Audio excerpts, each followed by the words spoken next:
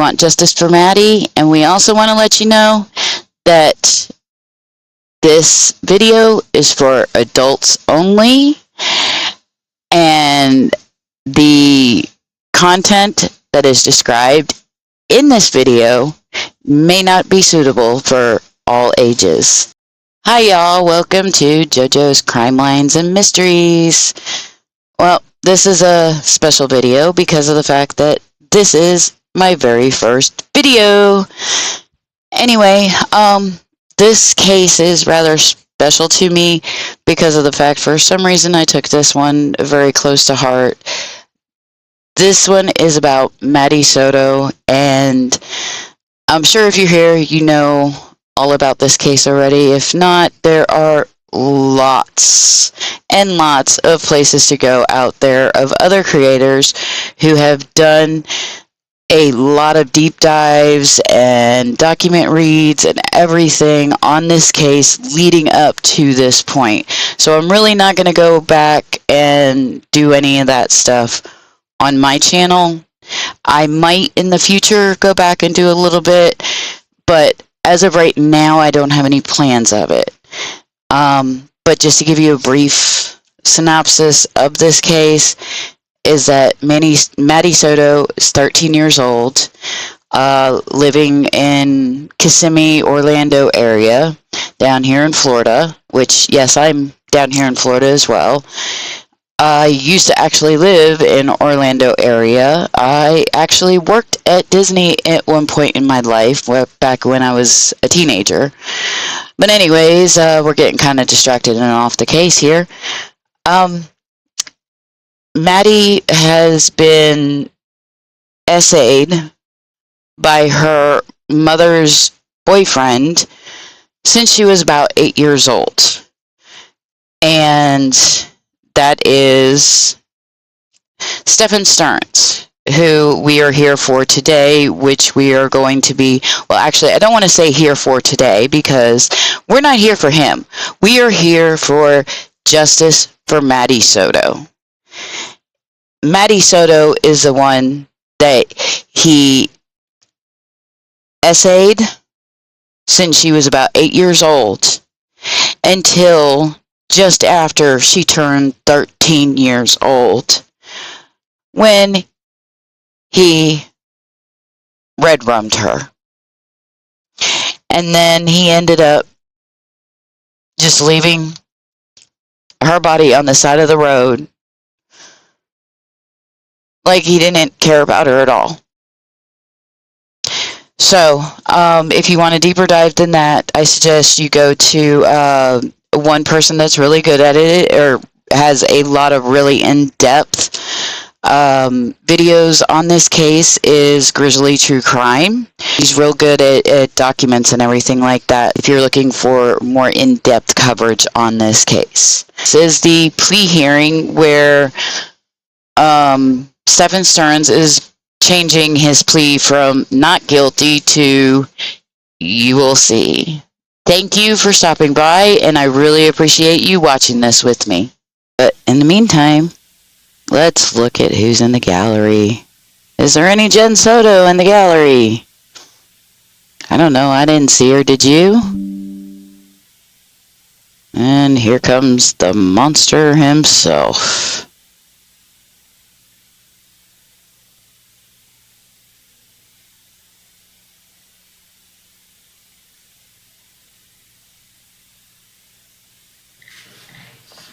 Do we really want to see him? Because I can do this.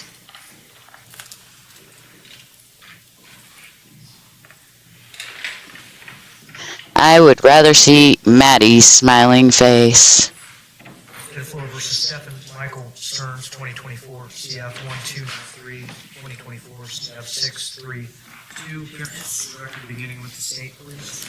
Danielle Pinnell. William J. On behalf of the defense. Alicia Smith. Beth Gordon. Peter Mills. Alex Johnson. These are my via.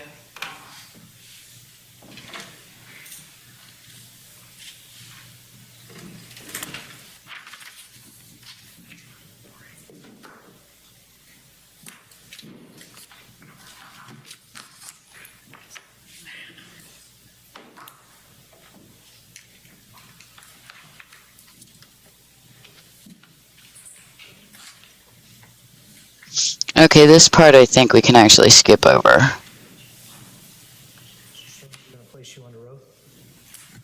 Please raise your right hand. Do you solemnly swear or affirm the testimony you are about to enter into this case to be the truth, the whole truth, and nothing but the truth, so help you God? I do.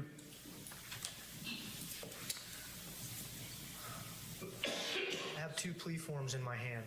One document looks like this. The second document looks like this. They're each plea forms for your respective cases. They each have a signature. That signature is the same on both plea documents. That signature is next to my finger. Can you tell me if that is your signature? It's hard to tell from here. Deputy, will you provide these forms? Yes, Your Honor. Defendant. Thank you. What your signature and a set of initials after each of the 26 paragraphs on each document, those initials being SS, tell me is that you have had an opportunity to read these documents. Do you have any difficulty reading and writing the English language? I have no difficulty. And your signature indicates that you are aware of each of the 26 paragraphs and all of the terms and conditions of these two documents. Is that correct? That is correct. I have a secondary document. It is an addendum to the plea form. That document is 4 pages long. It appears to have the same initials on the bottom of each of the pages, as well as a signature at the conclusion of the case along with your attorney, Ms. Borden and Ms. Smith. I'm going to ask the deputies to please provide this document to you, and I'm going to ask you to verify that this is your signature. Yes, Your Honor.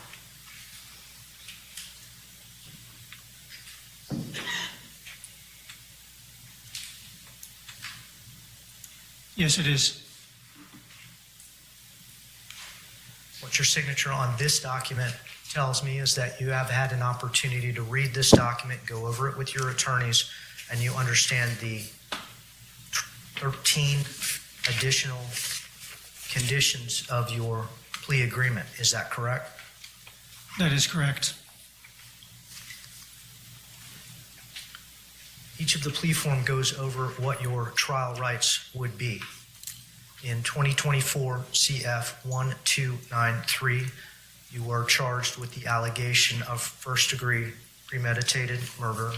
In 2024 CF 632, you are charged with 60 counts. The first 9 counts being sexual battery with a child 12 to 18 years of age, counts 10 through 13 being sexual battery with a child 12 to 18 years of age, counts 14 through 20 being lewd or lascivious molestation, counts 21 through 60 being unlawful possession of materials depicting sexual performance by a child, 10 or more images. Your Honor, counts 1 through 8 are sexual battery on a child under 12. My apologies. Counts 1 through 8 are capital sexual battery on a child under 12.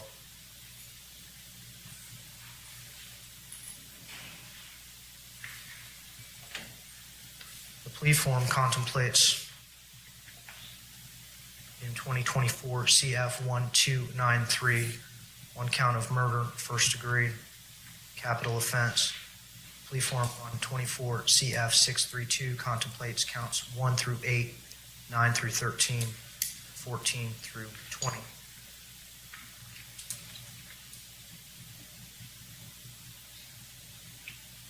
With the representation that the state of Florida is withdrawing their notice of intention to seek the penalty of death upon acceptance of this plea, the maximum potential sentence on 24 CF 1293 would be life in prison without possibility of parole.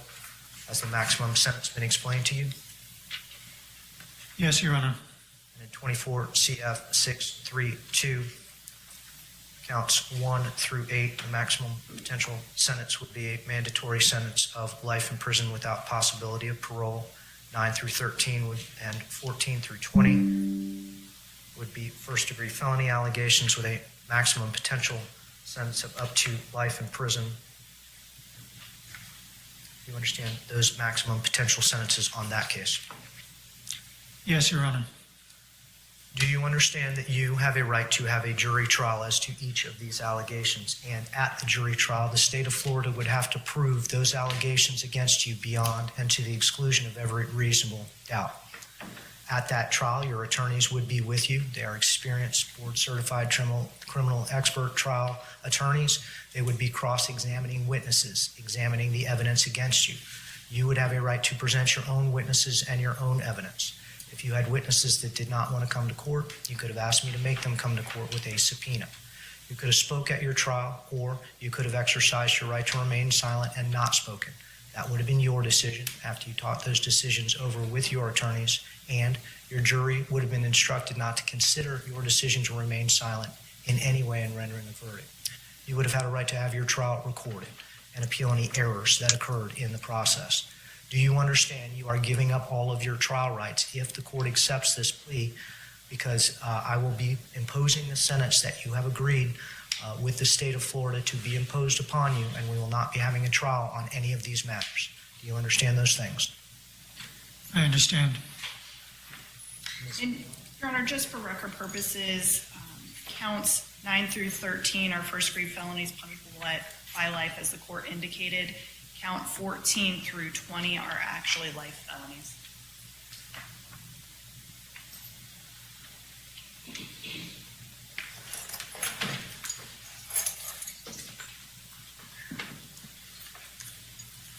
These are life felonies with a minimum mandatory of 25 years. Is life a required sentence, or would that be a punishable by life offense? It's a life, punishable by life offense. I just wanted the record to be clear. This court indicated first-degree felonies, punishable by life. I just wanted the record to be clear that 14 through 20 are life felonies with 25-year minimum mandatories.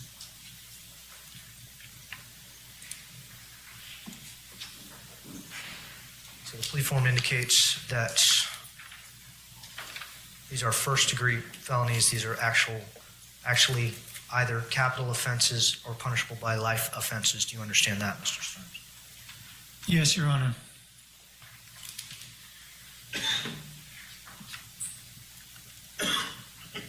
Is anyone forcing you or pressuring you into make the decision to resolve your case this way? No, Your Honor. Has anyone made you any other promises other than what has been presented to you as the agreed-upon sentence? No, Your Honor. Are you under the influence of any alcohol, drugs, or mental issues that cause you not to understand the decision that you are making? I am not. Do you understand if you are not a United States citizen, that entry of this plea would subject you to deportation proceedings? Yes.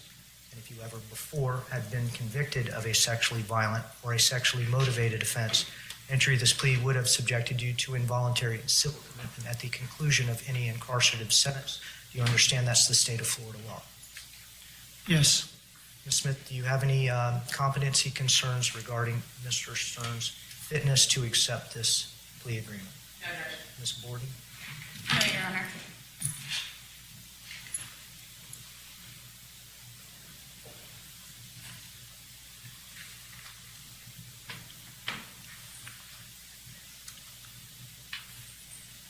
Mr. Stearns, based on your responses to the court, based on your indicating that you have reviewed this decision with your attorneys, based on your initialing of the plea form and your acknowledgement that you understand all the terms and conditions, rights and obligations on these plea forms, including the addendum, the court is going to make a determination that you are alert, that you have had an opportunity to discuss this with your attorneys, that you are making this decision freely and voluntarily and without coercion. The court accepts your plea. Let me see the attorneys. Okay, this is a good time to go ahead and pause, and we'll go over the documents that the judge was just talking about. So as you've seen, while the judge was talking about these documents, I went ahead and popped over every once in a while so that you could see exactly what he was talking about at the time that he was talking about them. Okay, so the SA and the CSAM trial, or the case, is this case number right here. Well, you can't see my mouse. There we go. Now you can see my mouse. But that's this case number right here. So the last digits are 632.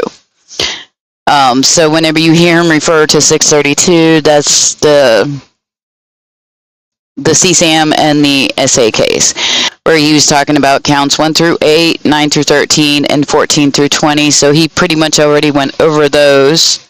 So you heard about that. And then, okay, so this is concurrent with the other case, which is the Red Room. And that's the last digits on that is 1293, I think. 1293, I thought it was 1240. It's 1293. Okay, I thought he said 1243. I must have been mistaken. I must have misheard. Okay, so, but number one, of course, is where they put in all these. So the plea forms are exactly the same. And then you got number 2 right here, promises, recommendations. Number 3 is penalties, which on here, the maximum fines of $30,000 and to be life plus total maximum fines, okay? And then you got number 4, trial rights. Number 5, plea understanding, which I'll go more in depth on these when we look at the Red Rum plea form. I just said number 5, plea understanding. Number 6, charges, defenses, penalties. Number 7, voluntariness. Number 8, deportation, which the judge already went over some of these, so I'm not really going to go too far in depth on some of them, being that the judge already did. Number 9, education. Number 10, competency. Number 11, enhanced sentence. Number 12, prison release, reoffender, or releasee, reoffender, sorry about that. Number 13, criminal punishment code. Number 14, time served. Number 15, early release. Number 16, attorney fees, which here they do have $100 written in, so that's the reason why I highlighted it on this particular one. 17, civil commitment. 18, driver's license. 19, supervision, tolling, and cost. Number 20 is DNA. 21, sentencing date. 22, collections court. 23, hearing presence. 24, seal expungement. 25, appeal. And 26, defendant's certification. So you notice that on every single one of these, he has his initials, which meant that he agreed to every single one of these. And then his signature is right here, defendant's signature. So there's no going back saying, oh, well, I didn't mean for that to happen. And then if you look here, both cases are listed on this addendum to appeal form, and they put it into both files. So the plea agreement form for both cases, this same exact, and I double checked and made sure, but the addendum to plea form is the same exact in both. So we'll actually go over the addendum to addendum to plea form. We'll go over the one that's in the other one, since I already had that one highlighted. Okay, so we're going to go move over here to the other form, which the judge already went over all of this here, I think. But he pled nol contendere, and as charged, Red Rum, first degree, capital. And then his first degree here, maximum sentence is life, DP. Minimum is also life. And then we come down here, and this is also concurrent with 632, as noted in plea addendum. And then we got penalties, which they didn't put in a maximum fine on this. So I'm wondering if the $30,000 encompasses both of them. Okay, so trial rights, number 4. I understand if the court accepts my plea, I give up my right to a trial by jury, have a jury determine whether I am guilty or not, see and hear the witnesses testify, and to have my attorneys question them for me, subpoena and present witnesses and items of evidence in my defense, and to present any defense I might have to the jury, testify or to remain silent, and require the prosecutor to prove my guilt by admissible evidence beyond a reasonable doubt before I can be found guilty. And he initialed. So, number 5, plea understanding. I understand that a plea of guilty admits that I committed the crimes, and a plea of NoContest, and I'm probably butchering that word, and I am so sorry if I am, says that I do not contest the evidence against me. So, in other words, he's not saying I'm guilty, but he's also not saying that, or he's not contesting the evidence. So he's just saying basically, I don't feel like fighting anymore. I don't want to fight, so I'm just going to say, okay, I give up. I'm waving the white flag. I understand that if the court accepts my plea, there will be no trial and the court will impose sentence based upon my pleas. Okay, number 6. Charges, defenses, penalties. I have read the information indictment in this case, and I understand the charges to which I enter my pleas. I have reviewed the evidence against me. I know of no physical evidence containing DNA which could exonerate me. My attorneys have explained to me the maximum penalties for the charges, the essential elements of the crimes, and possible defenses to the crimes. I understand these things. I also understand that if I am on probation, community control, parole, my probation, community control, parole can be revoked and I can receive a separate sentence up to the maximum on probation, community control, parole charge, in addition to the sentence imposed in the present case, or cases. So he signed that one, or he initialed that one. Number 7, voluntariness. No one has pressured, forced, threatened, or coerced me to enter the pleas. I am entering the pleas because, and he checked, I believe that it is in my best interest. So he believes it's in his best interest because he knows that the state has him nailed to the wall. Plain and simple. But he just does not want to admit guilt. And I don't know why he doesn't just say, I did it, because everything's pointing at him doing it. Plain and simple. Anyways, I digress. I enter the pleas voluntarily of my own free will. And he initials. Okay, deportation, the judge ended up touching on that, and I'm not worried about that. Okay, education, number 9. The highest grade education I have completed is 12th grade. I read and write English. I read this plea form. And then he initialed there. 10, competency.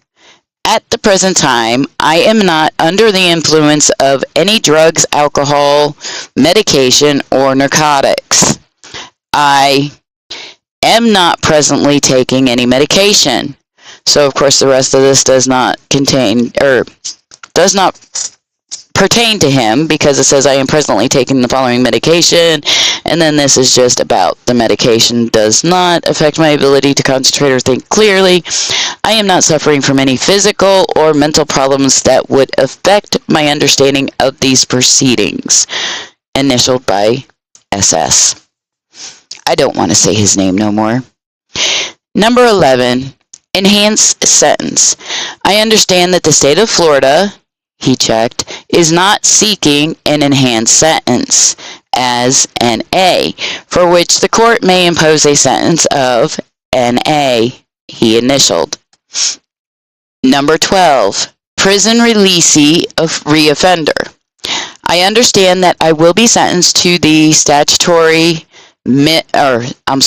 statutory maximum unless the court can give me a greater sentence if I am entering a plea of guilty no contendere to an offense enumerated in FS 775.0829A1 and and 1, the offenses was committed within 3 years of my release from a state correctional facility operated by the Department of Corrections or a private vendor, or from a correctional institute of another state, the District of Columbia, the United States, or any foreign jurisdiction. 2, the offense was committed while serving a prison sentence in one of the aforementioned facilities, or 3, the offense was committed while on escape status. Any initial there, which I don't think that applies to him. I could be wrong, but I'm pretty sure that doesn't apply to him. Number 13, Criminal Punishment Code. I understand that my sentence will be imposed pursuant to Florida law and the Criminal Punishment Code score sheet, CPCS, which I do have a copy of that. I'll show you in just a second after we get done reading this paragraph. The CPCS will be prepared and is based upon the offense that I am entering plea,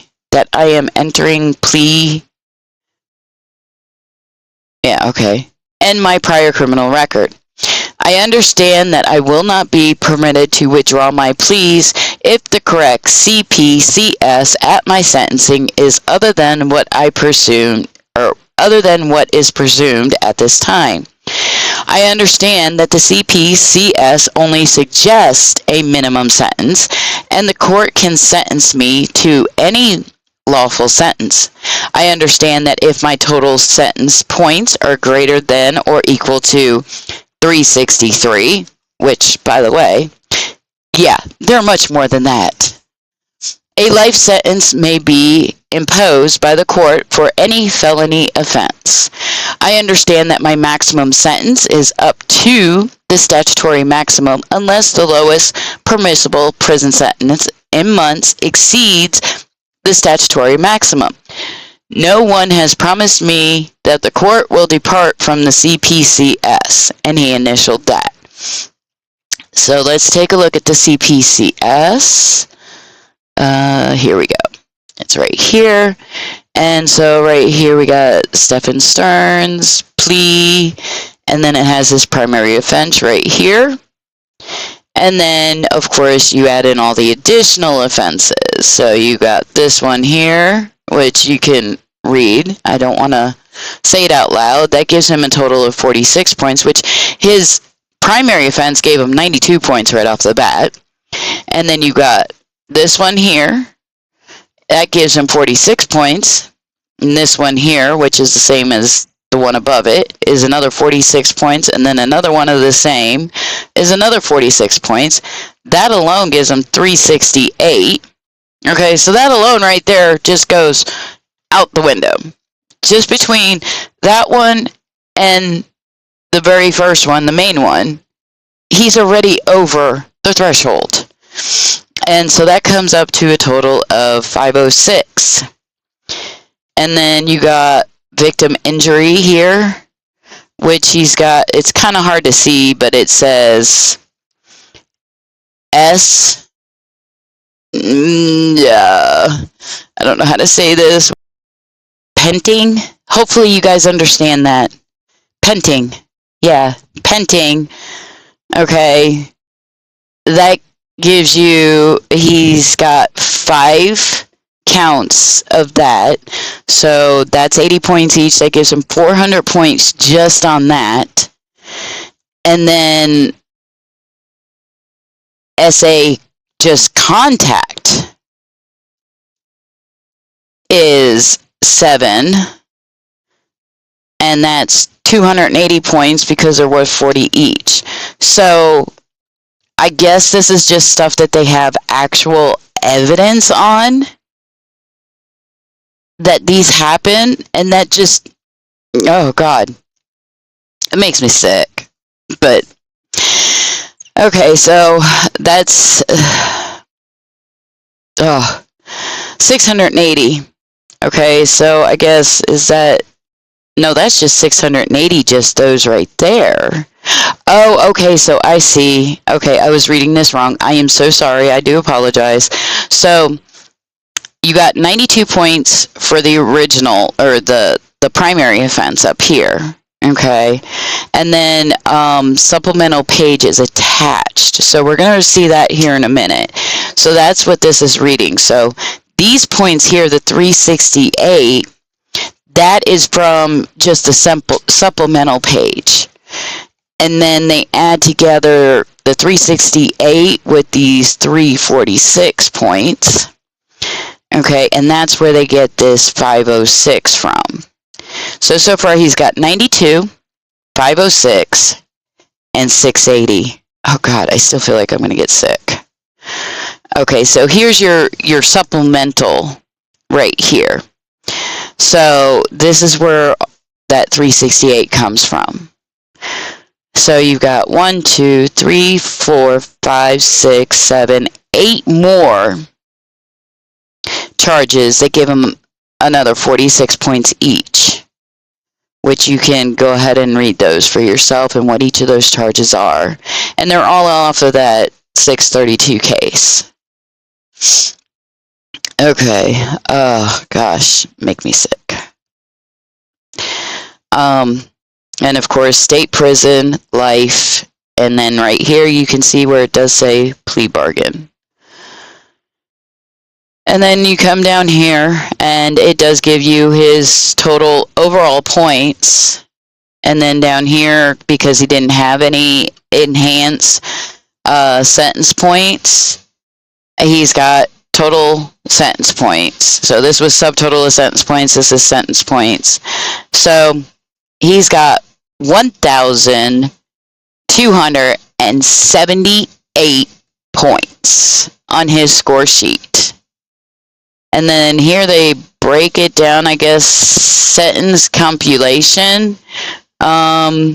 If total sentence points are less than or equal to 44, the lowest permissible sentence is any non-state prison sanction. If the total sentence points are 22 points or less, which they're not, if total sentence points are greater than 44, then you put in the total sentence points, which are 1278, minus 28, which gives you 1250, times 0.75, which is 937.5. That is the lowest permissible prison sentence in months, which I did do a calculation on that and figure out exactly how long that was, but my calculator has since been restarted, so let's see. 937.5 divided by 12, being that there's 12 months in a year, that gives you 78.125 years. 78.125 years. Wow. But he's going to spend the rest of his life in prison anyway, so it doesn't really matter, and I don't think he's going to survive another 78 years. Not in prison, not with what he's done to our poor, innocent little Maddie. Okay, so we're going to go back over. We were over here. All right, so we're on 14, which is time served. I agree the correct amount of time served that I am entitled to is, which they left that blank, but I do also have that for you as well. I have the credit for time served. Okay, this is the credit for time served worksheet for 632. And then here is the one for 1293. This is his credit for time served. Now, I don't quite understand on, let's see, this one, there's more, there's more spaces in this one. I don't understand why. I wonder if maybe he might have gotten in trouble, and that's the reason why they have some sections in here to where he misses a day. I don't understand that, but maybe somebody else out there who knows why they do it that way would be able to let me know down there in the comments. Because I've never had to deal with this before, so I don't know exactly why they would do that. And see, on 1293, which is the red rum charge, he's not missing as many days. It goes from 4/24/24 to 7/21/25 with only 2 days missing. But then you go back over here, which, wait, what was it? 4/24/24, sorry. 7/21. This one started a little bit earlier. This one started 2/29/29. Oh yeah, that must have been the leap year. Was last year a leap year? Yeah, I guess it was. Okay, anyhow, moving on. So that would be 2/29/24 all the way up to 7/21/25. But you notice he's missing 1, 2, 3, 4, 5, 6, 7 days out of that one. And that's just got me kind of curious. Let's see, does any of these line up with what he got on this one? 7/10 to 7/11, 7/10 to 7/11, and then 10/14 to 10/15. And you got 10/14, yeah, 10/14 to 10/15 right here. But why all the extra ones on the CSAM and the SA case? And why would he be missing days in the first place? I don't understand it. So I would really appreciate it if somebody out there could tell me. So, or maybe I might have to do some Googling later on. But anyways, okay, let's go back to right here. All right, so, wait, am I on the wrong one? Yes, I am on the wrong one. Okay. All right, so we dealt with the time served, so let's move on to number 15. Early release. I understand that I may serve every day of my sentence. You damn straight you will. No one has promised that I will be released prior to the expiration of my sentence, nor will I receive any good or gain time. He initialed it. Okay, attorney fees. I do waive my right to a hearing and agree that $100 is a reasonable sum to pay for the services of my court-appointed attorneys, which he had $100, if you remember correctly. There was $100 listed on the plea agreement form for the other case as well, for the 632 case. Okay, number 17, civil commitment. I understand that if I am entering a plea of guilty no contendere to a SA motivated offense, or if I have been previously convicted of a SA motivated offense, this plea may subject me to involuntary civil commitment as a SVP, which, in other words, SO, upon completion of my sentence.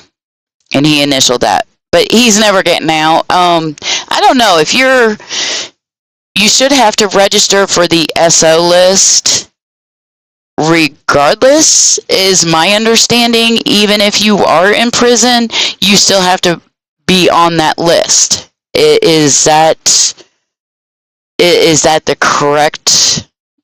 Is my thinking correct on that? Maybe somebody can let me know down in the comments section if I am correct on that thinking. If not, point me in the right direction of where I need to look to find that out, please. Okay, number 18, driver's license, which he's never driving again, so I'm really not going to go into that. Just basically says that that they can get their driver's license revoked, their driver's license privileges revoked. So if you want to read that, it's right there. You can see it. You can pause and read through that. Okay, number 19, supervision, tolling, and cost. I understand that while I am incarcerated, my probation, community control, parole is told unless ordered otherwise by the court. I understand that if I am placed on probation, community control, parole, I will be required to pay cost of supervision, which he's not going to be because he's not getting out of prison. And number 20, DNA. I understand that the court will order me to submit to a DNA sample. Now, he already turned in a DNA sample because of the case. So does that mean that he has to submit another DNA sample? If anybody knows, put it down there in the comments for me, please.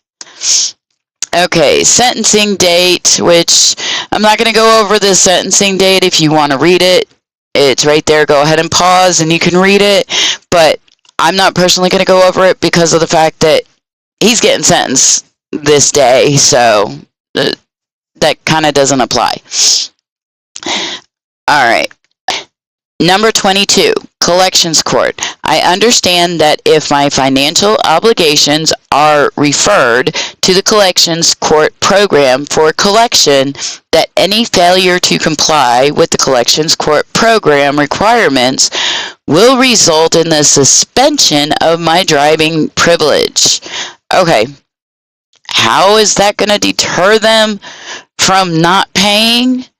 He's in prison for the rest of his life. He's not going to need a driving privilege. A writ of bodily attachment being issued. Okay, a writ of bodily attachment being issued. What exactly does that even mean? Oh, I can't highlight it. Dang it. And my case being sent to a collection agency to collect the court fines and costs. Okay, he's never getting out of prison. How is you sending something to collection agency that he didn't pay going to really affect him? It's not. He's not worried about getting any credit. He's never getting out of prison. I don't know exactly what this a writ of bodily attachment being issued means. Does that mean that they're going to crack his kneecaps? I'm just kidding. I know it's not, but maybe somebody could let me know down there in the comments. Okay, 23, hearing presence.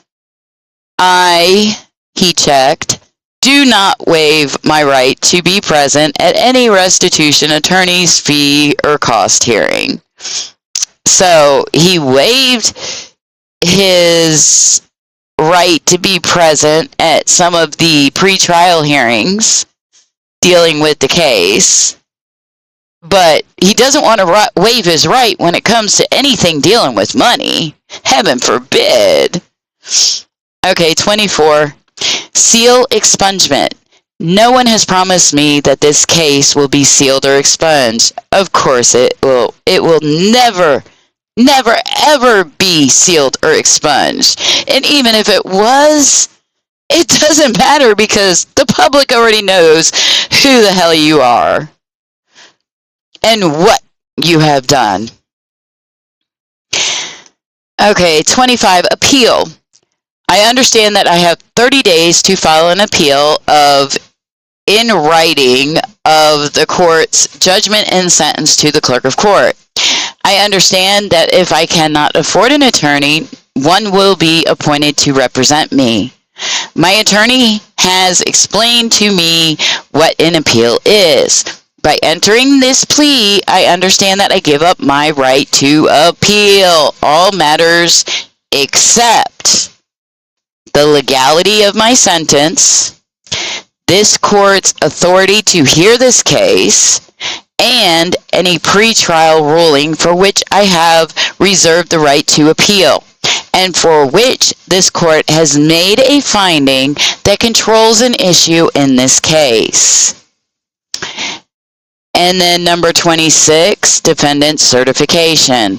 I have read every word in this plea form, have discussed the contents with my attorneys, and fully understand it. I am fully satisfied with the way my attorneys have handled this case for me. My attorneys have done everything I have asked him or her to do, and he has initialed it. So does that mean that because he has initialed this statement, he cannot come back later and say that his attorneys did not do their job? I hope to God so that that's what this means. And so if there's any attorneys out there, if you could please let me know down in the comments, or anybody else that knows for a fact that that is what this means, and that there is no way that he can get around it by saying that there was inadequate representation, then please let me know down in the comments. So now we're going to go back over to the hearing. Okay, we just skipped over all that. We're just had discussion with the parties regarding the plea of no contest as to 24 CF 1293, first degree premeditated murder of Maddie Soto. Mr.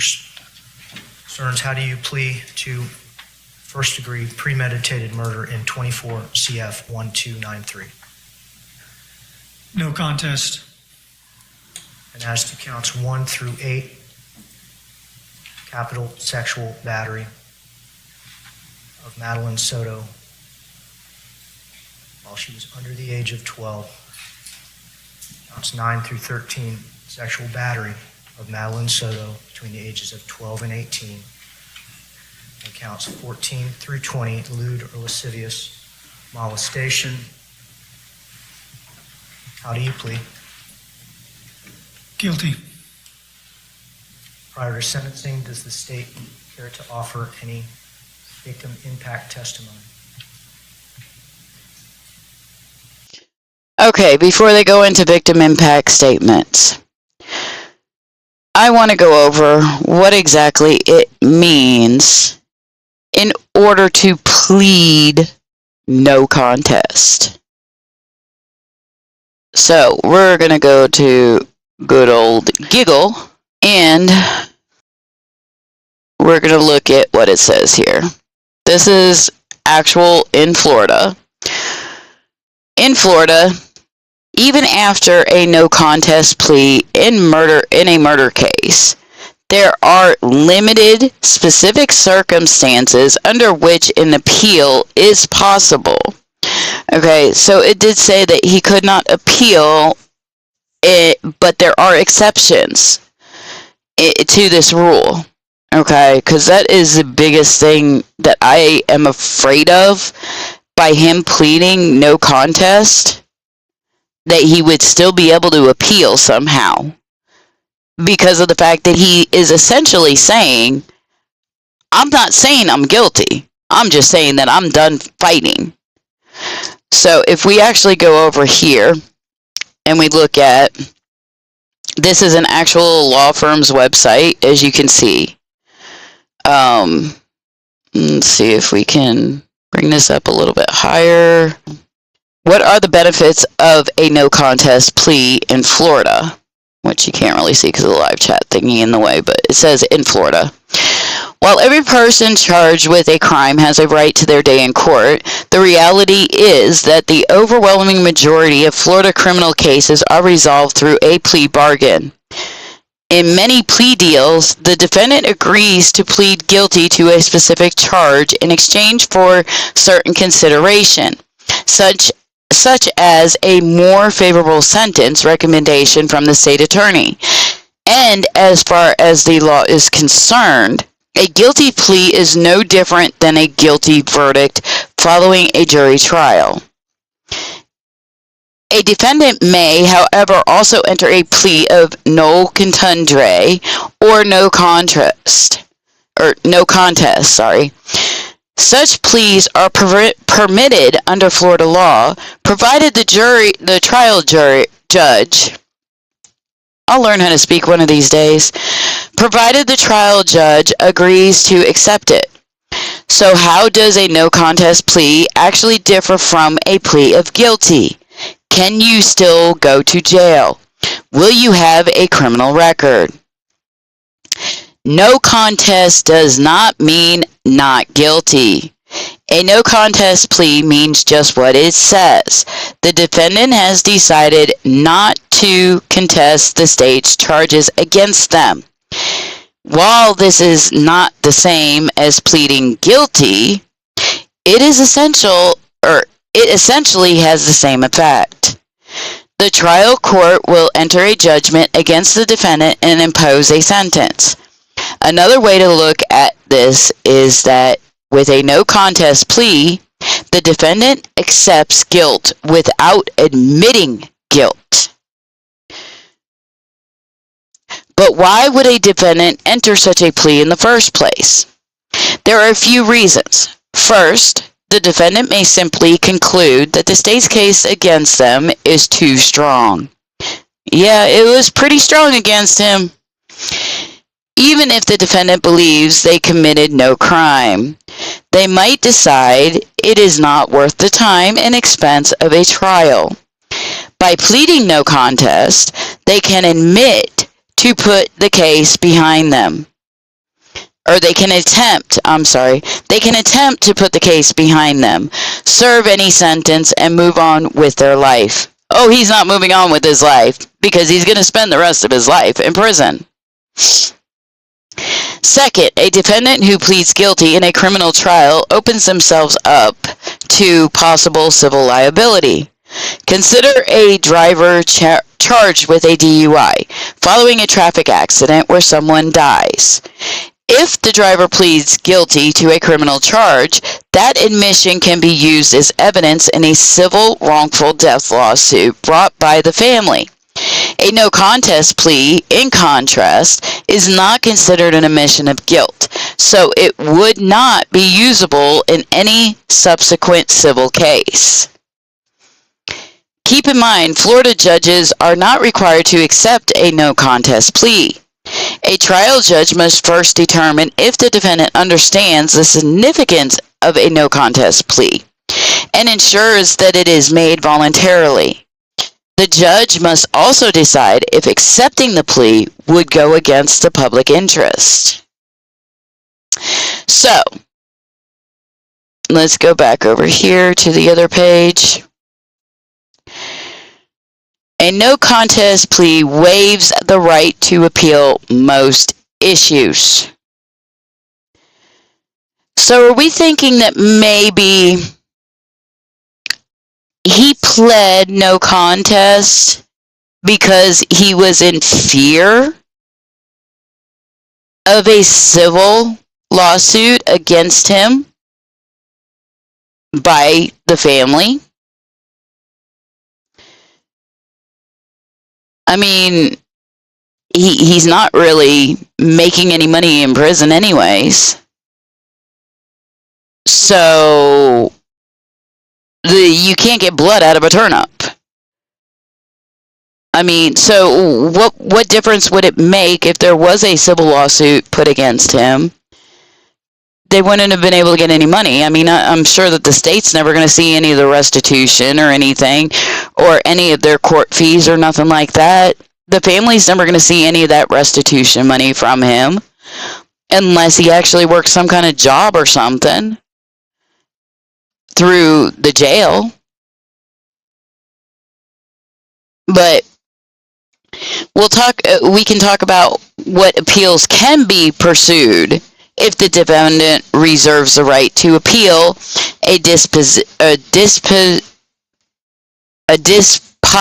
motion, challenge the court's jurisdiction, alleged a violation of the plea agreement, or preserved an involuntary plea claim. Additionally, appeals may be possible if there were sentencing errors or if other provisions of Florida law allowed. So, elaboration, waiver of rights. A no contest plea, like a guilty plea, typically waives many rights, including the right to appeal most cases. Conditional pleas. Oops, I'm going way too far up. Sorry about that. Without getting in trouble with YouTube. Conditional pleas. In some cases, a defendant might enter a plea with the agreement of the prosecution and the judge, reserving the right to appeal specific issues. Specific grounds for appeal. This is what I wanted to get to. Reserved rights. If the defendant specifically reserved the right to appeal a particular legal issue at the time of plea, which that doesn't apply here. Jurisdictional issues. If the court lacked the power to hear the case, which I know that there was some jurisdictional confusion at the beginning because of the fact that when Maddie was reported missing, she was reported missing from the school, which was in Orange County. But because of the fact that she actually was red-rummed, supposedly, at the home was in Osceola County. So at the very beginning, there was that kind of confusion as to whose jurisdiction it fell under, whether it was going to be an Orange County case or an Osceola County case. So I don't know if that could come into play here. The next one is involuntary plea. If the plea was not entered into freely and voluntarily, which it was, and he states that it was, he initialed that it was, he signed that it was, there's no ifs, ands, or buts about it. It was a voluntary plea. Sentencing errors. If the sentence imposed was illegal or improper, which it was not. Post-conviction relief. Even if a direct appeal is not possible, there may be avenues for post-conviction relief, such as a 3.850 motion, which allows a defendant to challenge the conviction based on ineffective assistance of counsel or other grounds. And see, that's the reason why I asked that question in regards to number 26 on the plea form, the plea agreement form, is because by signing initialing there number 26, does that make it to where he cannot claim this right here? And then focus of appeals. Appeals primarily focus on legal errors made by the trial court, not on presenting new evidence.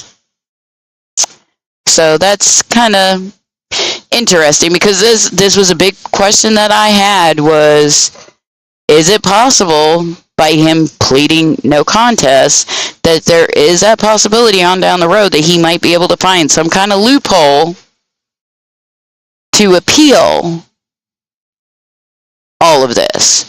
Or another thing too is pleading no contest to the red room, then does that leave it open to possibly having charges brought against Jen? I mean, I did not see her in the courtroom. Did you guys see her in the gallery? I didn't when they panned. So where is Jen? I personally have not heard nothing about Jen. As far as I know, this whole entire time she has been completely off the radar. There's been rumors, but I'm not going to feed into those rumors because of the fact that I don't know. I don't know where she is. I don't know her personally. So until there's evidence brought forward that she is in a particular place or she is hiding out at a particular location, then I'm not going to entertain that. but she's got to be somewhere. She didn't just fall off the face of the earth. So where is she? Why is she in hiding? If she didn't do anything wrong, why is she not coming forward and saying so? Or letting people know she didn't do this, and coming out with reasons why she can prove she didn't do this and that it was all him. Is it embarrassment? Because she shouldn't be embarrassed if she had absolutely nothing to do with it. But there was something else that I looked up, being that we are on the topic of Jen. Jen did have immunity because she was going to testify. So I did look up some stuff about immunity in the state of Florida. So in Florida, generally, if you are granted immunity to testify, you do not automatically lose that immunity simply because the defendant pleads no contest. And then here's why. Immunity is typically a guarantee against prosecution based on your compelled testimony.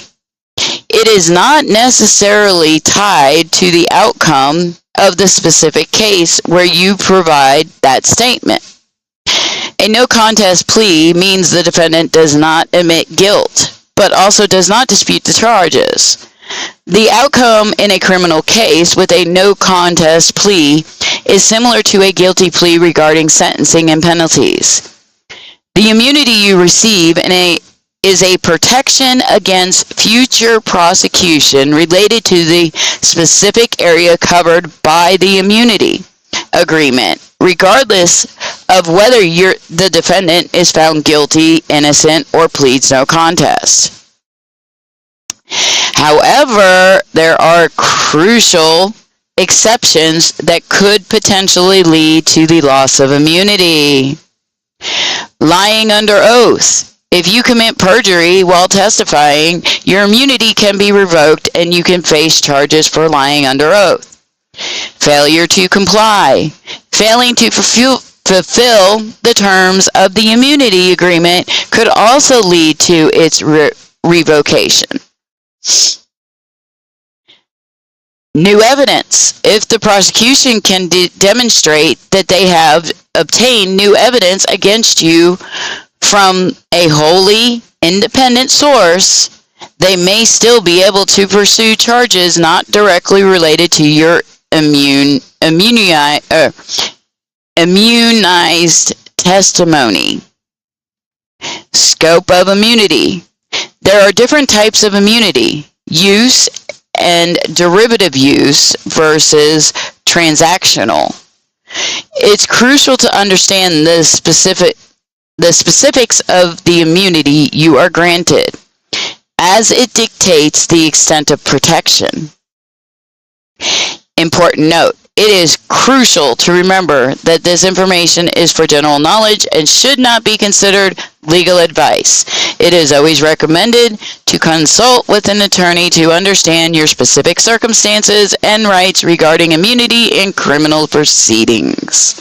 Of course, they've got to always throw in that little note, and I have to too, just to make sure that nobody takes it as legal advice.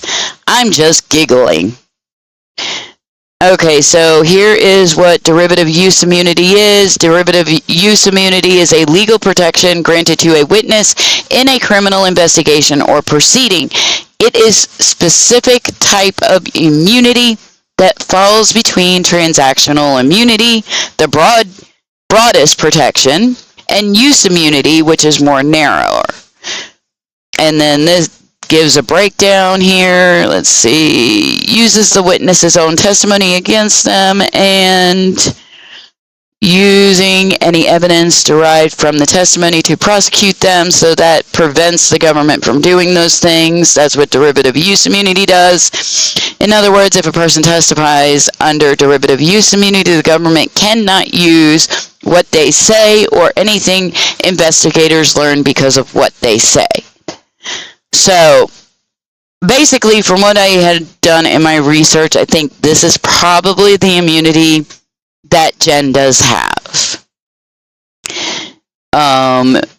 And let's see, suppose a witness involved in drug trafficking ring. Derivative use immunity does not protect a witness from prosecution. It just limits how the government builds its case. A witness can still be prosecuted if the government has independent evidence. So I'm wondering if maybe some new light could have came into view.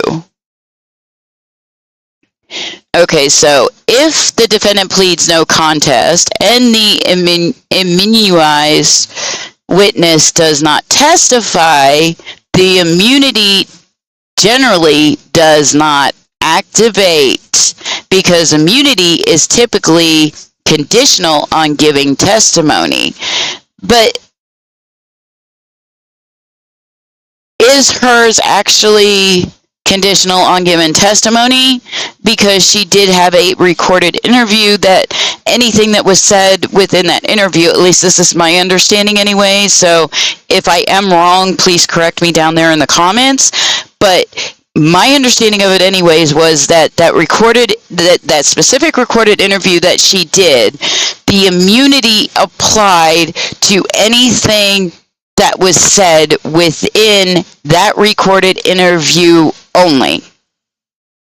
So, being that she was not able to testify to that recorded interview, to what was being said within that recorded interview, does that mean now she did not testify, so now the immunity is not active? So that's where I'm a little bit confused too. So if anybody has the answer to that, I would greatly appreciate you putting that down in the comments, because that is something that I am very interested in as well. So enough of me talking now. You guys are probably tired of hearing my voice right now. Let's go ahead and get back to the hearing so that we can listen to the victim impact statement. Okay, so. The first will be a written statement from Madeline's maternal grandmother.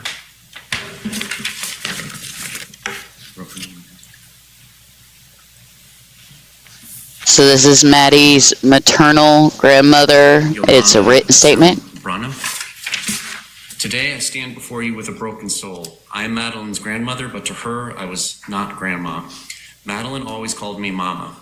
She decided that since she was little. And that's how I felt with her, like a second mother who loved her with all my heart. Madeline was a happy little girl. She loved going shopping with me. That excited her so much that it felt like everything around us turned into color. I remember her face lighting up when we went to the stores. Holding hands, laughing together in those moments, we connected, and I felt like she knew she was loved, protected, and valued.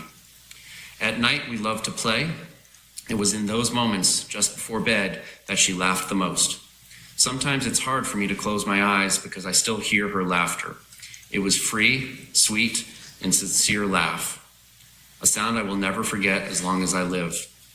But that laughter was silenced by a horrific act. The very man who betrayed her trust, her innocence, her body.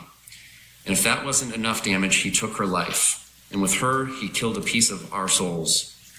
Since then, life has never been the same. Our family is empty and broken.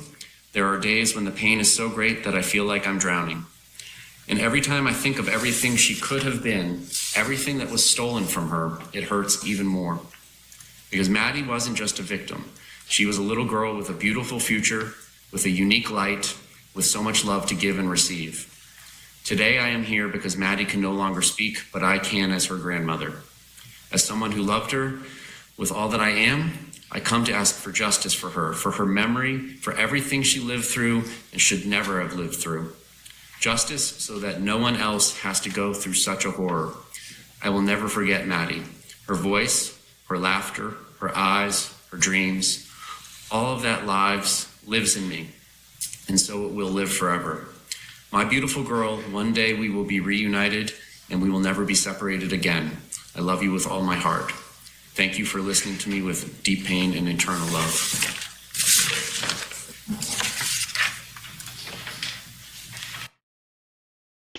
My goodness, that has got to be so hard. I mean, they say that the worst thing for a parent is to outlive your child.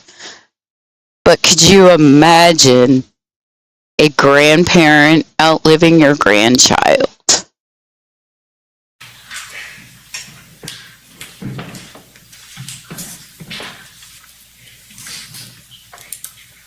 This is a statement from Angelica Negro Guerrero.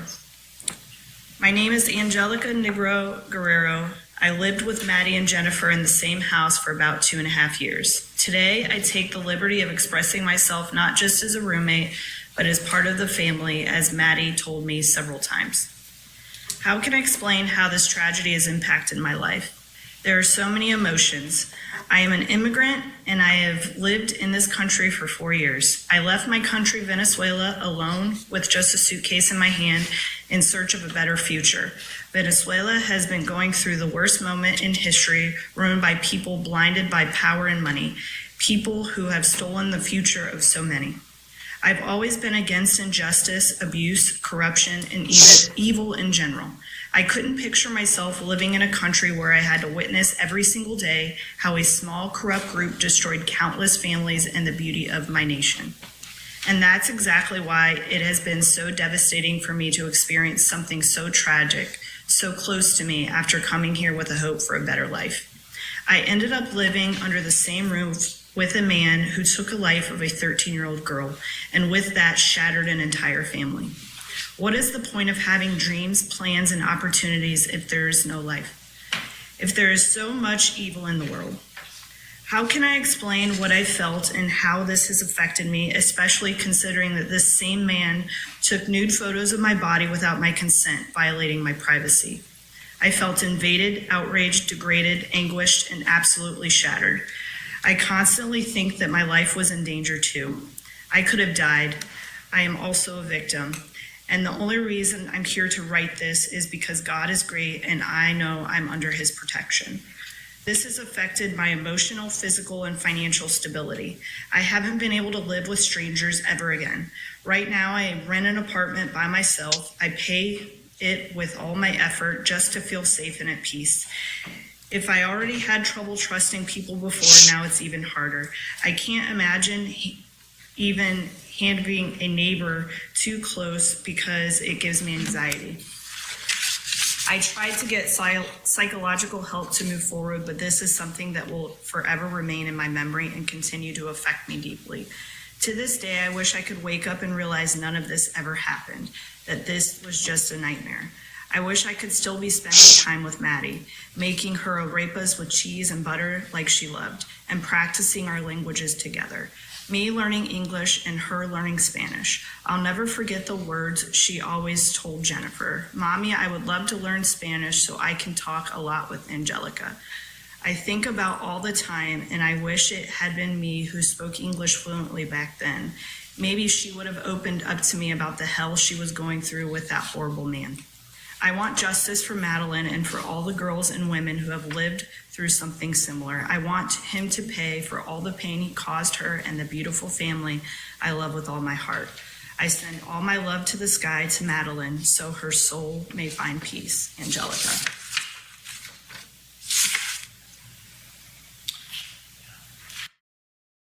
Can you imagine how that roommate felt, not only learning that what he did to Maddie, but then also at the same time, that's when she learned that she was also one of his victims, because she was the one that he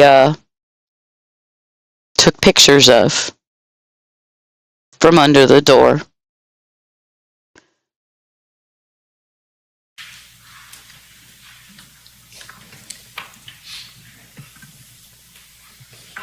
This is from Zamina Zambrano, a cousin to Maddie Soto.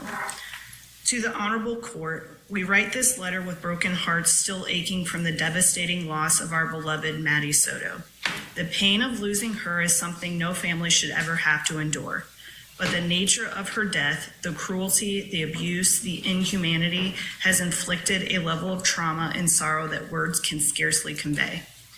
Maddie was more than a victim. She was a daughter, a granddaughter, a cousin, a niece, and a cherished soul in our close-knit and loving family. To know her was to love her. Her spirit, her kindness, and her light remained with us even though her life was so brutally taken. She was not only murdered, she was discarded like she was nothing, thrown into the wilderness. That image haunts our minds and wounds our hearts every day. Our grief has been compounded by the public scrutiny and the cruelty of strangers who speculate and judge without knowing the depth of our loss or the strength of our bond. We are a large family rooted in love, faith, and mutual support, and this tragedy has shaken us to our core, mentally, emotionally, and physically. Many of us suffer sleepless nights, constant anxiety, and depression. The trauma has left scars that will last a lifetime. We turn to God for comfort, and we trust that divine justice will ultimately be done. But we also place our faith in this court to uphold what is just and right. Maddie deserves that. Our family deserves that. We beg you to consider the profound impact this crime has had, not just on one individual, but on an entire family and community. Please ensure that the individual who committed this horrifying act is held fully accountable. Justice for Maddie cannot bring her back, but it can ensure that her life and her death are not dismissed or dishonored. Let there be no leniency for this cruelty. Let there be no question about the value of her life. Let justice be done. Sincerely, Amen. Jimena, please, on behalf of the Zambrano family.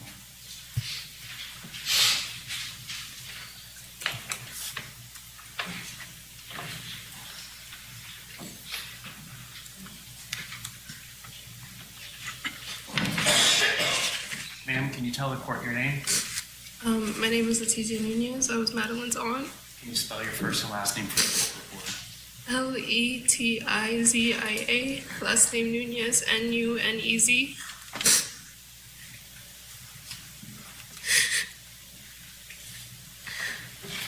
To Maddie. When I was 7 years old, a beautiful newborn baby was brought into our lives. And I remember being so excited because I was going to be an aunt. You gave me a sense of responsibility from such a young age because I wanted nothing more at that time than to help take care of you, play with you, and overall just make you a happy baby. You're truly missed every single day. I miss your laugh. I miss your smile. I miss your big, beautiful blue eyes.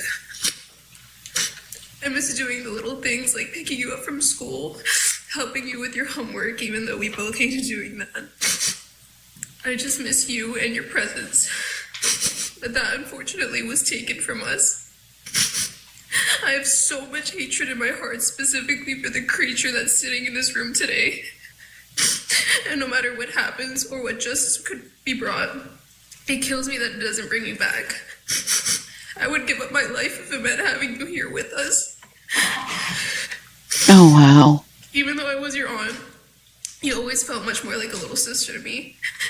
Doing your hair for the father-daughter dances that my dad would take you to, letting you pick out clothes for my closet, doing your makeup and making sure it was very light because your natural beauty was worth more than any makeup product money could buy. I just miss you every single day, and it's left a hole in my heart from the day you've been gone.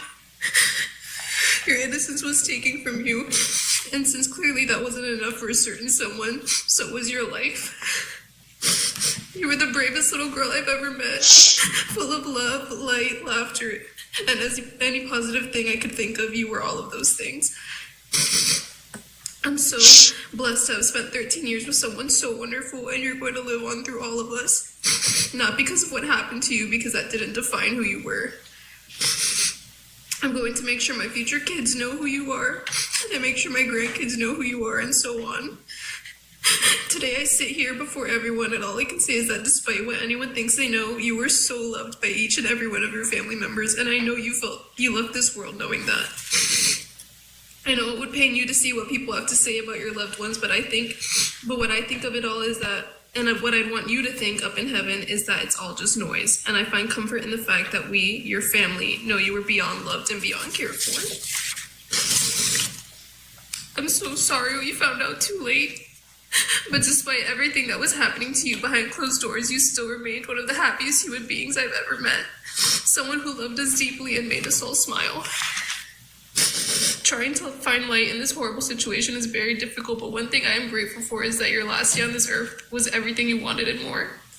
You got the birthday you asked for. Your best friends were able to be with you. We cooked the food you specifically asked for, and overall, I have the memory of sitting outside by my pool looking at you and your friends and just thinking, I'm so glad she's having a great time.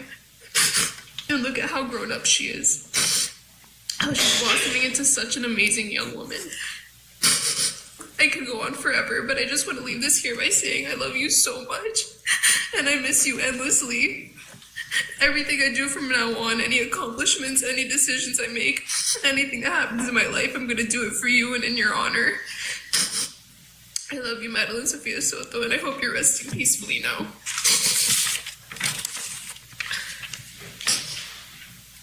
Oh, wow.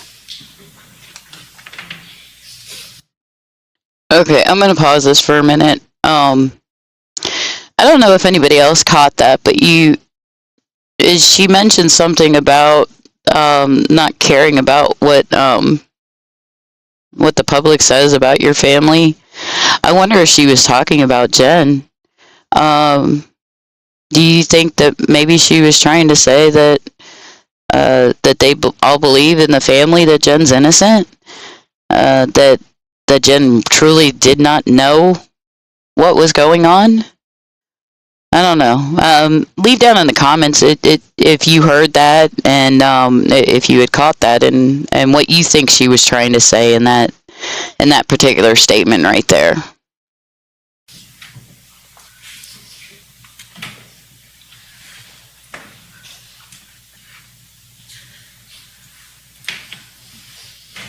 Can you tell the court your name and then spell your first and last name for the court reporter? Nathalie Rosero, Nathalie. Thank you, Your Honor, for having me here today. I've known the family for over 15 years.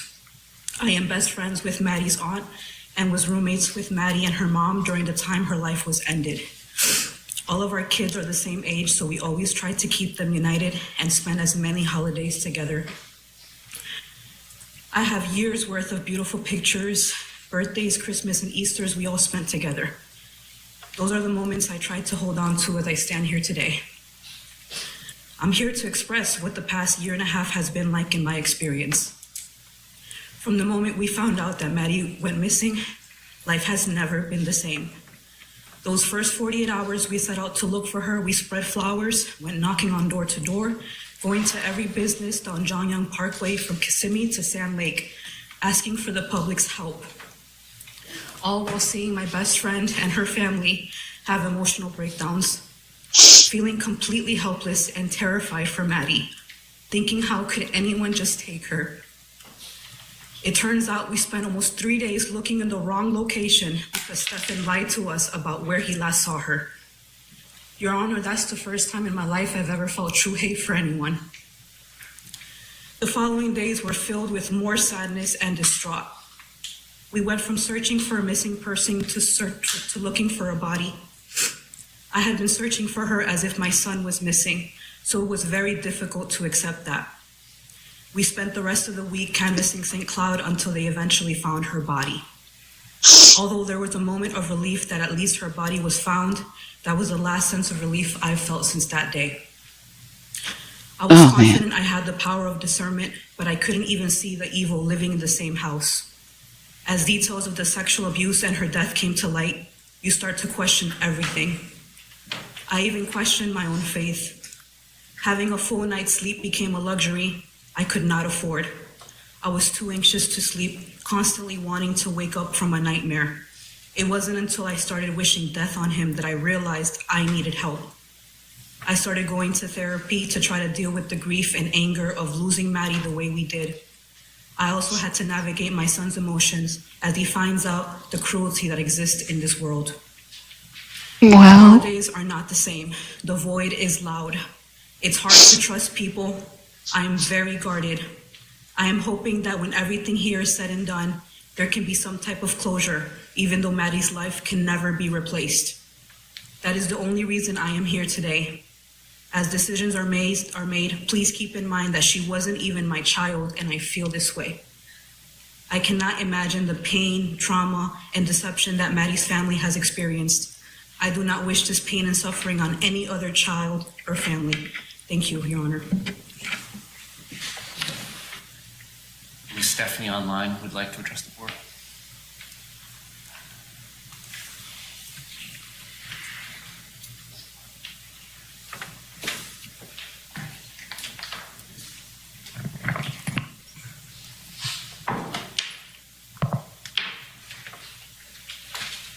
We're joined by an online presence. Stephanie, you may unmute your microphone and let the court know how this has affected your family and yourself. Can you tell the court your first and last name and spell them, please? I can see that her microphone is still muted. Can you hear me, Judge? Yes, I can hear you now. Okay, hi. I'm sorry. To the court. Maddie brought a light into her. Maddie brought a light into my life that I would never be able to describe. With her outgoing personality and her infectious smile, her infectious laugh. She was so kind-hearted, adventurous, and loving. Now that she's gone, everything's changed.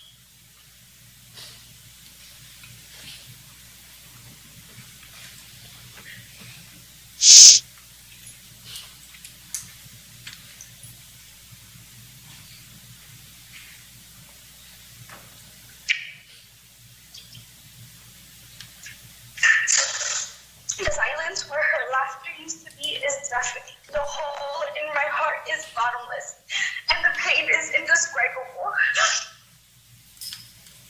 Oh my God.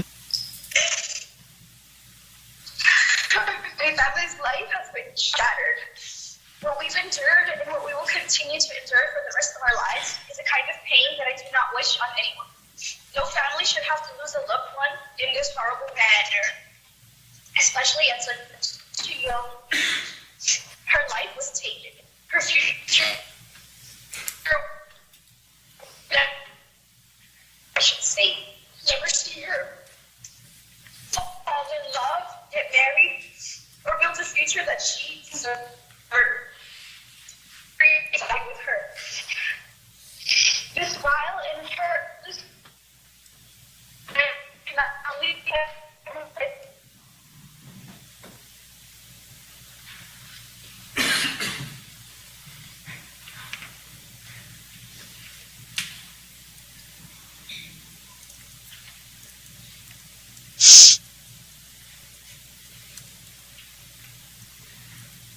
Appears the connection is no longer established.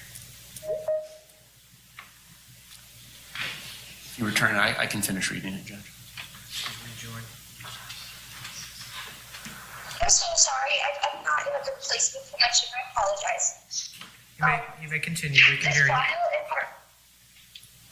This vile and heartless crime has not only affected and traumatized my family, but so many other families as well. It has also impacted her friends, all of those who knew her, as well as the whole community. There are nights where I can't sleep, nights where I wake up gasping for air, haunted by what Maddie must have gone through. I am consumed by grief. I carry such an anger that it eats away at me on a daily basis. A depression I never thought was possible. The emptiness touches every moment of every day. And everywhere I look, I see her. I hear her laugh in my memories, and then I remember she's gone. And it destroys me all over again. No. To know what Maddie went through and how terrified she must have been is unbearable. The thought of her suffering haunts me. The cruelty of what was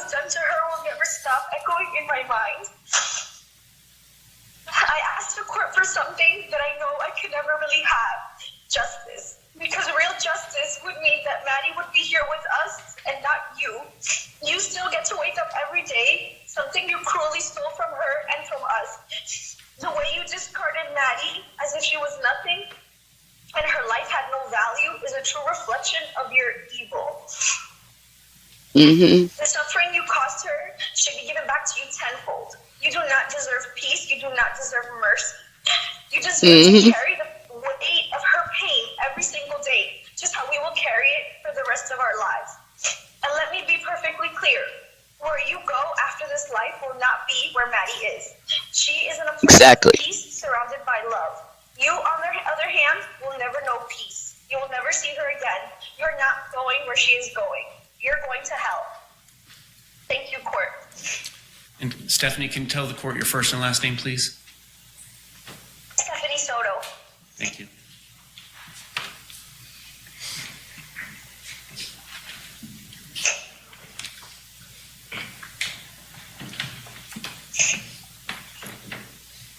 Stephanie Soto, did you get it? I'm sorry. Ms. Soto, we can hear you. Thank you for your statement. Thank you.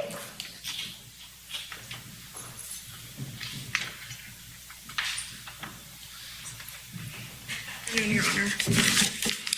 Can you tell the court your first and last name and spelling? Kimberly Bealta.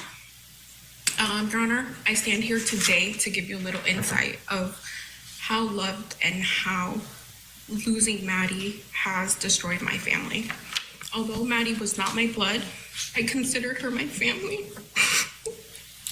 And I loved her like my own niece. Maddie was a kind and bubbly child. And was growing up to be the most amazing young lady. She loved arts and crafts, Taylor's Lift, and sour gummy candy. No. I had the honor and privilege of spending many holidays and special occasions with Maddie over the years, and I will cherish those memories forever.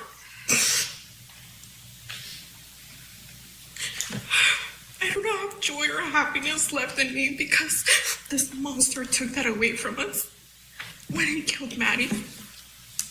Every day I feel like life is not worth living anymore because such a heinous evil exists in this world. There is not a day that goes by where I do not think about all the pain and suffering that Maddie endured. This monster took advantage of her trust and her innocence. This parasite robbed us of every moment we could have had with Maddie. And our lives will never be the same.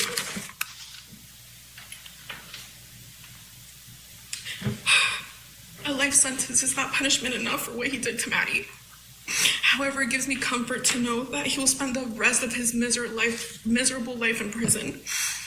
I hope he lives a long and healthy life, so he suffers every single day. Therefore, I ask the court to not take any mercy on this poor excuse of a human when imposing his sentence, because he does not deserve it. Thank you, Your Honor.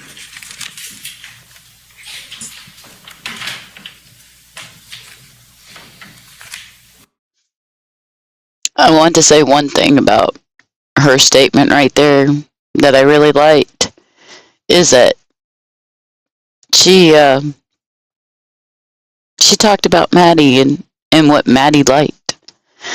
And I like hearing that in some of these impact statements, how the families and the loved ones and everything will talk about the actual victim, the person, and actually give them a personality, and not just that they were a victim of this crime. They were an actual person.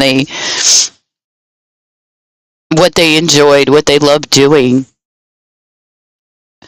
All right, moving on. This here is going to be Maddie's biological father and her stepmom. Get the tissues ready, everybody.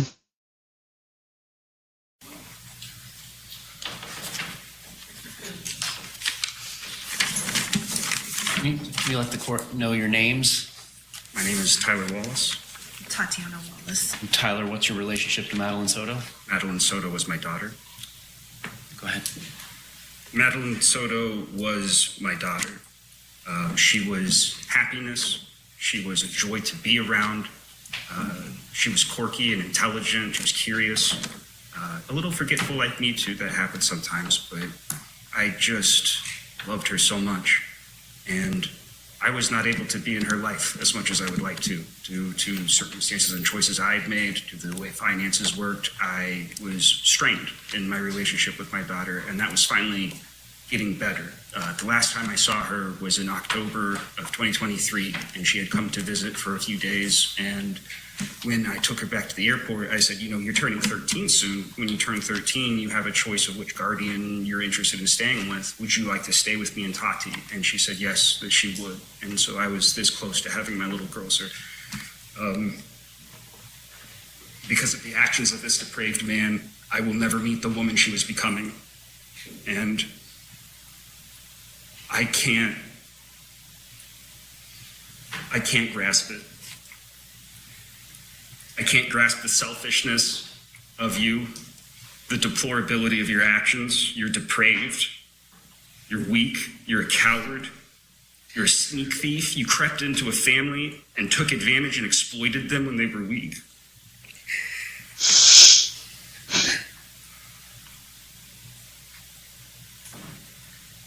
It's torn my family apart. It's led to arguments about who can go where and who can get what and who can help who, but we're all on edge because it doesn't heal with time. This isn't like other deaths that I've experienced. This just gets worse. It just gets worse every time I rethink about it and the true horror of what this man visited upon her. And I can only hope that he lives a long time in prison and has those same horrors revisited upon him by his fellow inmates. Thank you. State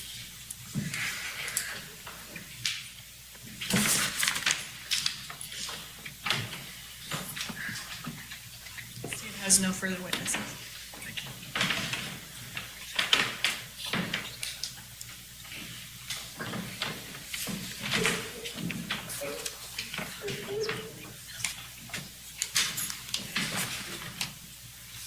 Defense, any input prior to sentencing?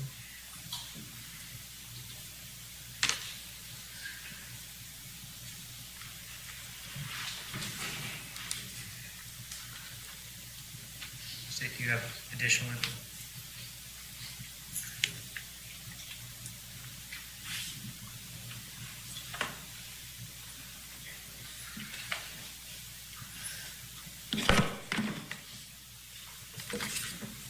Can you please tell the court your name? Okay, my name is Lesley Bajalta. And how are you related to? I'm a close friend of Maddie's family. Most people only know Maddie as the victim of a heinous crime, but I'd like to talk about Maddie today, and I'd like to share some things that I really loved about her. I loved how fearless Maddie was. She was an amazing swimmer. She was a fast learner. The moment she set her mind to something, she did it. That's how she was about everything. She dove into everything head first, and she was so resilient. She had the most beautiful smile. It lit up her entire life. Every Christmas, every Thanksgiving, I was so excited to see her, to talk to her about her life. She was so curious. She was so smart.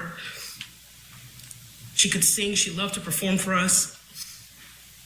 Maddie enjoyed watching Brooklyn Nine-Nine and Bob's Burgers. She even dressed up as Louise one year for Halloween. And I loved her witty, outspoken personality. She's so funny. And that's how I want everyone to leave here thinking about her, remembering her. She lost a lot of privacy towards the end of her life.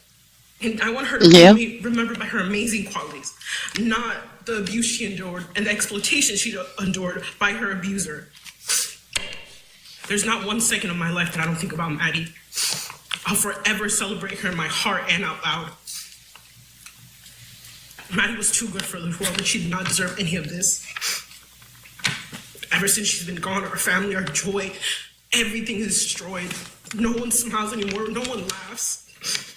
And most days I can't even leave my house. I feel like I can't breathe. And I'm not even her blood relative. I was just so lucky to be a part of her life. He took Maddie away from us. He took away her whole childhood. He took away all her potential that we saw in her, and he took everything from us. And now it's time for him to reap what he sows. This disgusting parasite stole Maddie's youth, her innocence, her life, her joy. He has stolen our sense of safety. I can't sleep. Every time I close my eyes, I see his disgusting face. I can imagine what he did to her. I know every detail. I've read everything. I will never bring children into this world because of people like him, depraved, disgusting maggots just like him. He's not the only one. May God forgive him because I definitely do not. I please ask the court to prosecute him to the fullest extent. Show no mercy, exactly how he did Maddie. Justice for Maddie. Thank you. Oh, wow. Nothing further.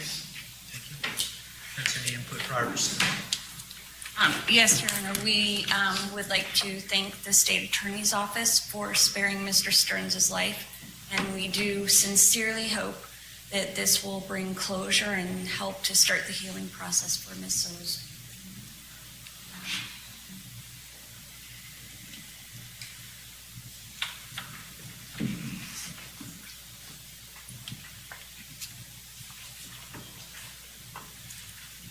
Court has accepted Mr. Stearns' plea of no contest for the first-degree premeditated murder of MaddieSoto and his plea of guilty to 8 counts of sexual battery on MaddieSoto under the age of 12, sexual battery upon MaddieSoto between the ages of 12 and 18 in a familial custodial role, and lewd or lascivious molestation, counts 14 through 20. State, do you have an announcement as to the notice of intent to seek the penalty of death? Your Honor, we will waive the notice of intent to seek death. We will file an electronic null pros for counts 21 through 60, and we are also asking that you inquire about waiving a PSI, just in abundance of caution. Based on the announcement from the state of Florida, the maximum potential sentence in these cases is life in prison without the possibility of parole, as the notice of intent to seek the penalty of death has been waived.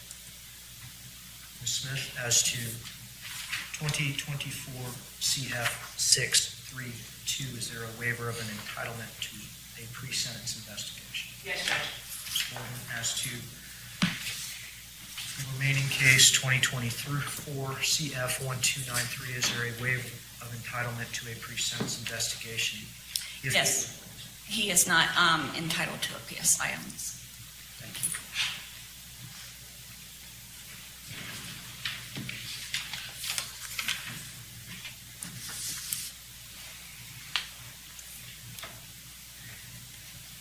The board has had an opportunity to hear the anguish and the fury of shattered families. Everyone in the gallery has had an opportunity to hear the anguish and the fury of community mourning and permanently diminished. Folks joining us around the state and the country remotely have heard the opportunity to hear the anguish and fury of a meaningful future that was stolen and a beautiful promise of MaddieSoto's life extinguished permanently.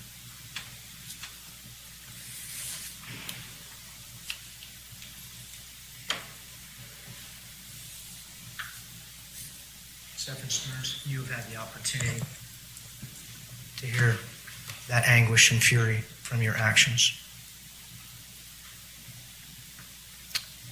As to first-degree premeditated murder of MaddieSoto, you are adjudicated guilty and sentenced to life in prison without the possibility of parole. As to the capital sexual battery of MaddieSoto while she was under the age of 12, for each count you are sentenced to life in prison without the possibility of parole. For the sexual battery of MaddieSoto between the ages of 12 and 18, you are adjudicated guilty and sentenced to life in prison without the possibility of parole.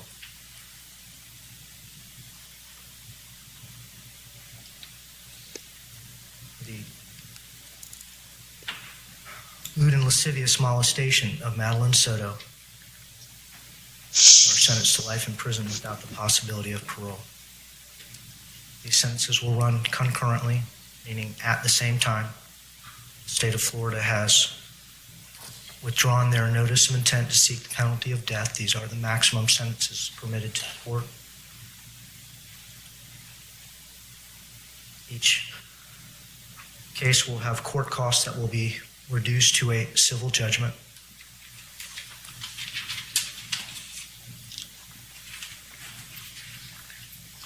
As to 2024 CF 632, court costs are $11,163.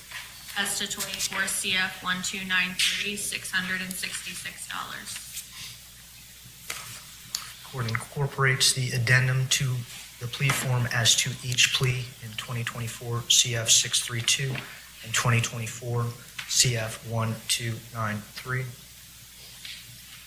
Not announced. You are adjudicated guilty as counts 1 through 8, 24 CF 632. State any further sentencing considerations? Yes, Your Honor. With regards to count 14 through count 20 in 24 CF 632, the court sentenced to life in prison, there is a 25-year minimum mandatory with that as well. The state also provided the court with a score sheet which encompasses counts 9 through 20. It includes penetration and contact points as well. A copy of that has been provided to defense as well in the court. I haven't been made aware of any corrections or additions or subtractions. Do not have a copy of the score sheet.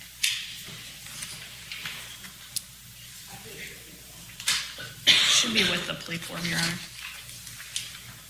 It's not. I'm going to need a copy of the score sheet, please.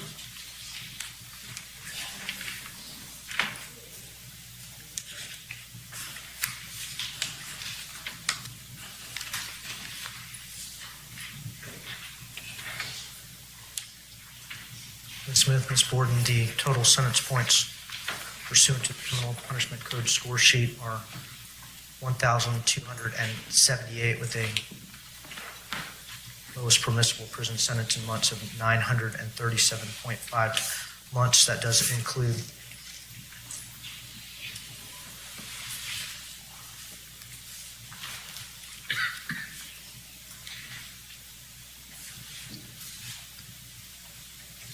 sexual penetration points of 80 times 5 and sex contact points of 40 times 7.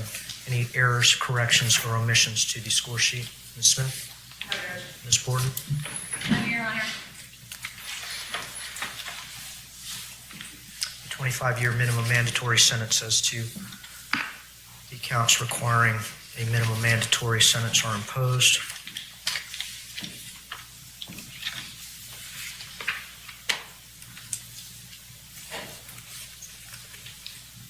You will have the right to appeal the judgment and sentences of the court. If you wish to do so, you must do so in writing within the next 30 days. If you cannot afford an attorney, one will be appointed for you. The appeal will be limited to the jurisdiction of the court to impose the sentence, and the legality of the sentence itself is a condition of your agreement with the state of Florida. You are agreeing not to appeal the pretrial rulings of the court. State anything else? Defense, anything else?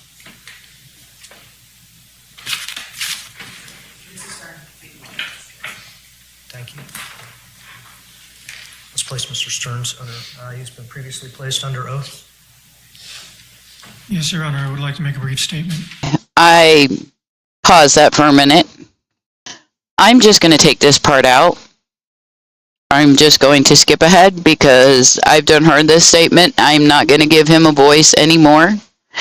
I am not going to allow his statement to be aired on my particular channel.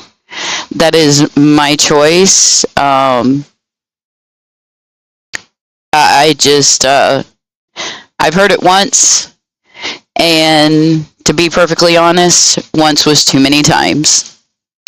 every single time that it has come up in any other feed that I have watched, I have went and muted it until he was done, because of the fact that I will not listen to him. I will not allow him any more airtime whatsoever.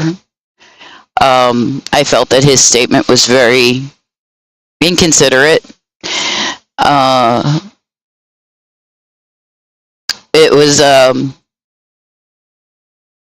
very hard for me to listen to, and I cannot listen to it again. I'm sorry. If you want to listen to it, I'm sure there's many other places out there on YouTube that you would be able to listen to it, but I just cannot play it. Anything further, defense? Conclude our plea and sentencing hearing. We'll be in recess.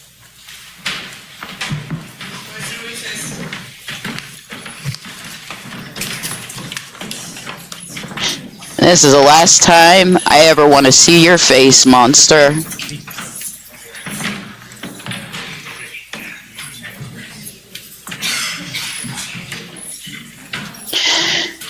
Now they're going to sit him down.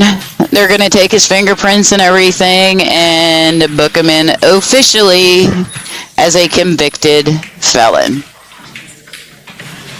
So there you go.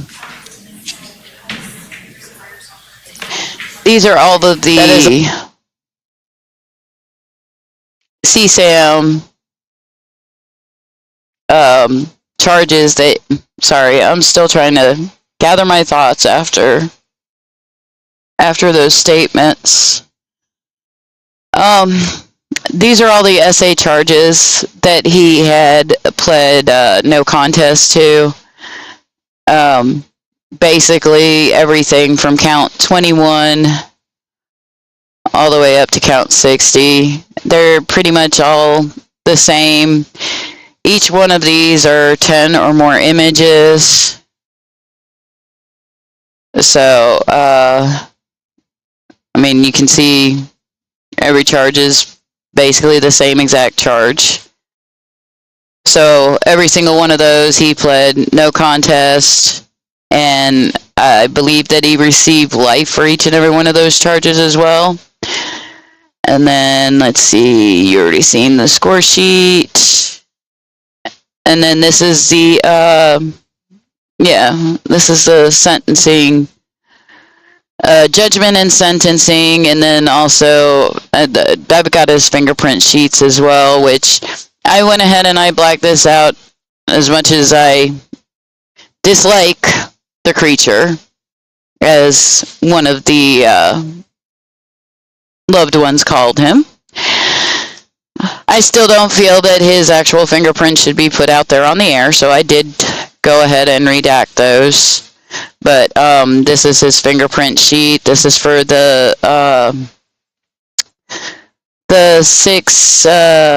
632 case. And then this is the fingerprint sheet for the 1293 case, which I don't understand why they had to have two different fingerprint sheets, but okay. That's what they were doing in the courtroom at the end of the hearing, was taking these down. Okay, so we'll go back here. And then 1 through 8, you see, is this. 9 through 13 is this. 14 through 20 is this. And then 21 through 60 are the CSAMs. And then this goes a little bit more into depth. It says that he was present. And then this is counts 1 through 20, charged as a felony, guilty. 21 through 60 was no contest, but adjudicated guilty, or adjudged guilty, counts 1 through 20. Minimum mandatory 25 years, count 14 through 20. And sentences life without parole with 509 days. That would be his time served days on counts 1 through 20. And it's concurrent to all counts And sentences on 1293.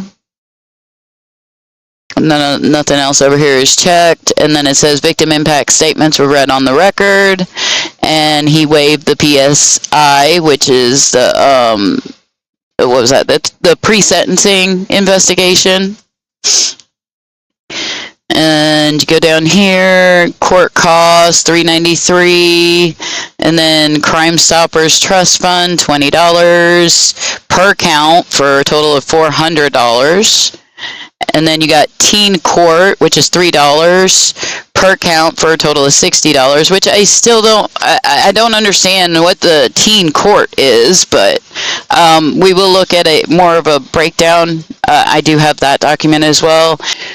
Grape Crisis Surcharge, $151, and that's counts 1 through 20 for a total of $3,020.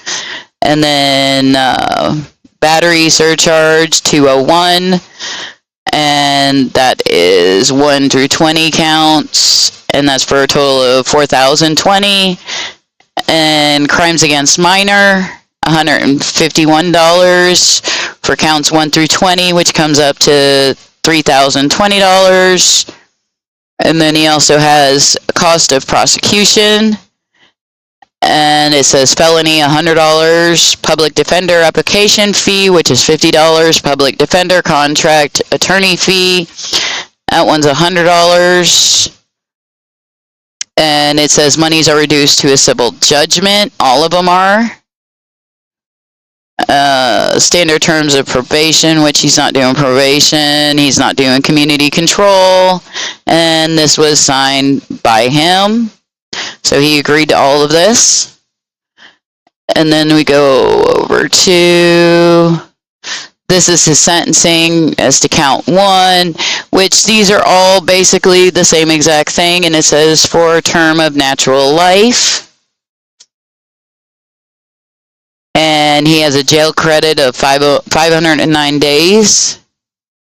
And sentence 2, or as to count 2, it's the same thing for term of natural life, 509 days. As to count 3, 509 days. Count 4, 509 days.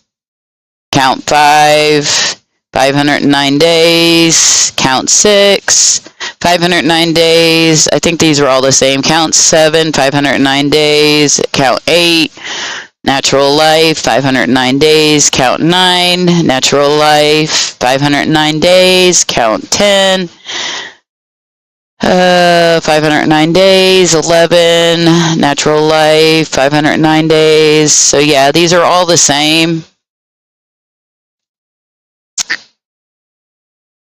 Let's see how many counts total. We'll scroll all the way down to the bottom. Let's see, count 20, natural life, 509 days. Let's see, it's further ordered that the sentence imposed for this court shall run consecutive. No, concurrent is the one that's checked, with the sentence set forth in counts 1 through 20 above. It is further ordered that the sentence imposed for this court shall run concurrent with the following and specific sentences. So that's the 1293. And that would be the judge right there. Okay.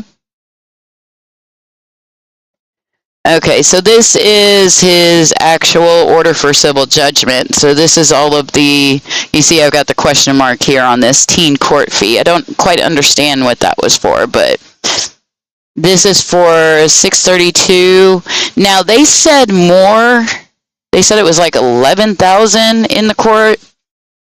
So for this, it's only saying upon order of the court. This matter having come before me, then the court being advised in the premises, it is thereupon ordered and decreed that a civil judgment is hereby entered against the defendant for $5,793 upon order of the court. These are all his fees, but that's less than what they said, because they said it was, unless they're counting one that I don't have, because this might just be for the 1 through 20 counts, and the 21 through 60 might have different fines. That might be how we got to 11,000, because this one here is for the 1293 and this is the 666. So, oops, sorry about that. Accidentally turned back on the feed. I didn't mean to do that. But this is the $666, which they did mention, but they said 11,000 on this case here. But this document is only saying 5,793. So the only thing I can think of is that this is only for counts 1 through 20, and then 21 through 60 end up making up the rest of the 11,000 something. What do you think? Wait a minute, here we go. This is restitution and DNA order. It says restitution is not ordered, as it is not applicable, but the defendant shall provide DNA samples as required by Florida Statute 943.325. And that's all that this says. So, and that's for 632. I'm not quite sure. Anybody else knows, let me know in the comments down there. Now, there is some questions that I do have. We're going to go back over here, those statements. These are all the SA charges that he had pled no contest to. Basically, everything from count 21 all the way up to count 60. They're pretty much all the same. Each one of these are 10 or more images. So, I mean, you can see every charge is basically the same exact charge. So, every single one of those, he pled no contest, and I believe that he received life for each and every one of those charges as well. And then, let's see, you already seen the score sheet. And then this is the, this is the sentencing, judgment and sentencing, and then also I've got his fingerprint sheets as well, which I went ahead and I blacked this out as much as I dislike the creature, as one of the loved ones called him. I still don't feel that his actual fingerprint should be put out there on the air, so I did go ahead and redact those. But this is his fingerprint sheet. This is for the 632 case. And then this is the fingerprint sheet for the 1293 case, which I don't understand why they had to have two different fingerprint sheets, but okay. That's what they were doing in the courtroom at the end of the hearing, was taking these down. Okay, so we'll go back here. And then 1 through 8, you see, is this. 9 through 13 is this. 14 through 20 is this. And then 21 through 60 are the CSAMs. And then this goes a little bit more into depth. It says that he was present. And then this is counts 1 through 20, charged as a felony, guilty. 21 through 60 was no contest, but adjudicated guilty, or adjudged guilty, counts 1 through 20. Minimum mandatory 25 years, count 14 through 20. And sentences life without parole with 509 days. That would be his time served days on counts 1 through 20. And it's concurrent to all counts and sentences on 1293. Nothing else over here is checked. And then it says victim impact statements were read on the record. And he waived the PSI, which is the, what was that? The pre-sentencing investigation. And you go down here, court costs $393, and then Crime Stoppers Trust Fund $20 per count for a total of $400. And then you got Teen Court, which is $3 per count for a total of $60, which I still I don't understand what the Teen Court is, but we will look at more of a breakdown. I do have that document as well. Grape Crisis Surcharge, $151, and that's counts 1 through 20 for a total of $3,020. And then Battery Surcharge, $201, and that is 1 through 20 counts, and that's for a total of $4,020.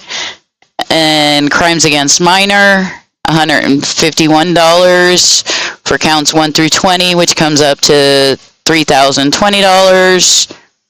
And then he also has cost of prosecution, and it says felony $100, public defender application fee, which is $50, public defender contract attorney fee, that one's $100. And it says monies are reduced to a civil judgment. All of them are.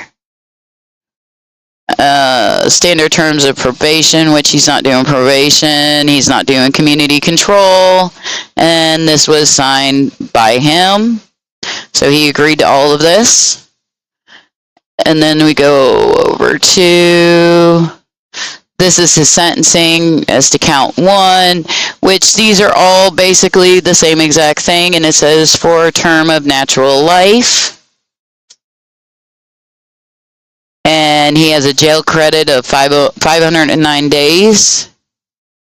And sentence 2, or as to count 2, it's the same thing for term of natural life, 509 days.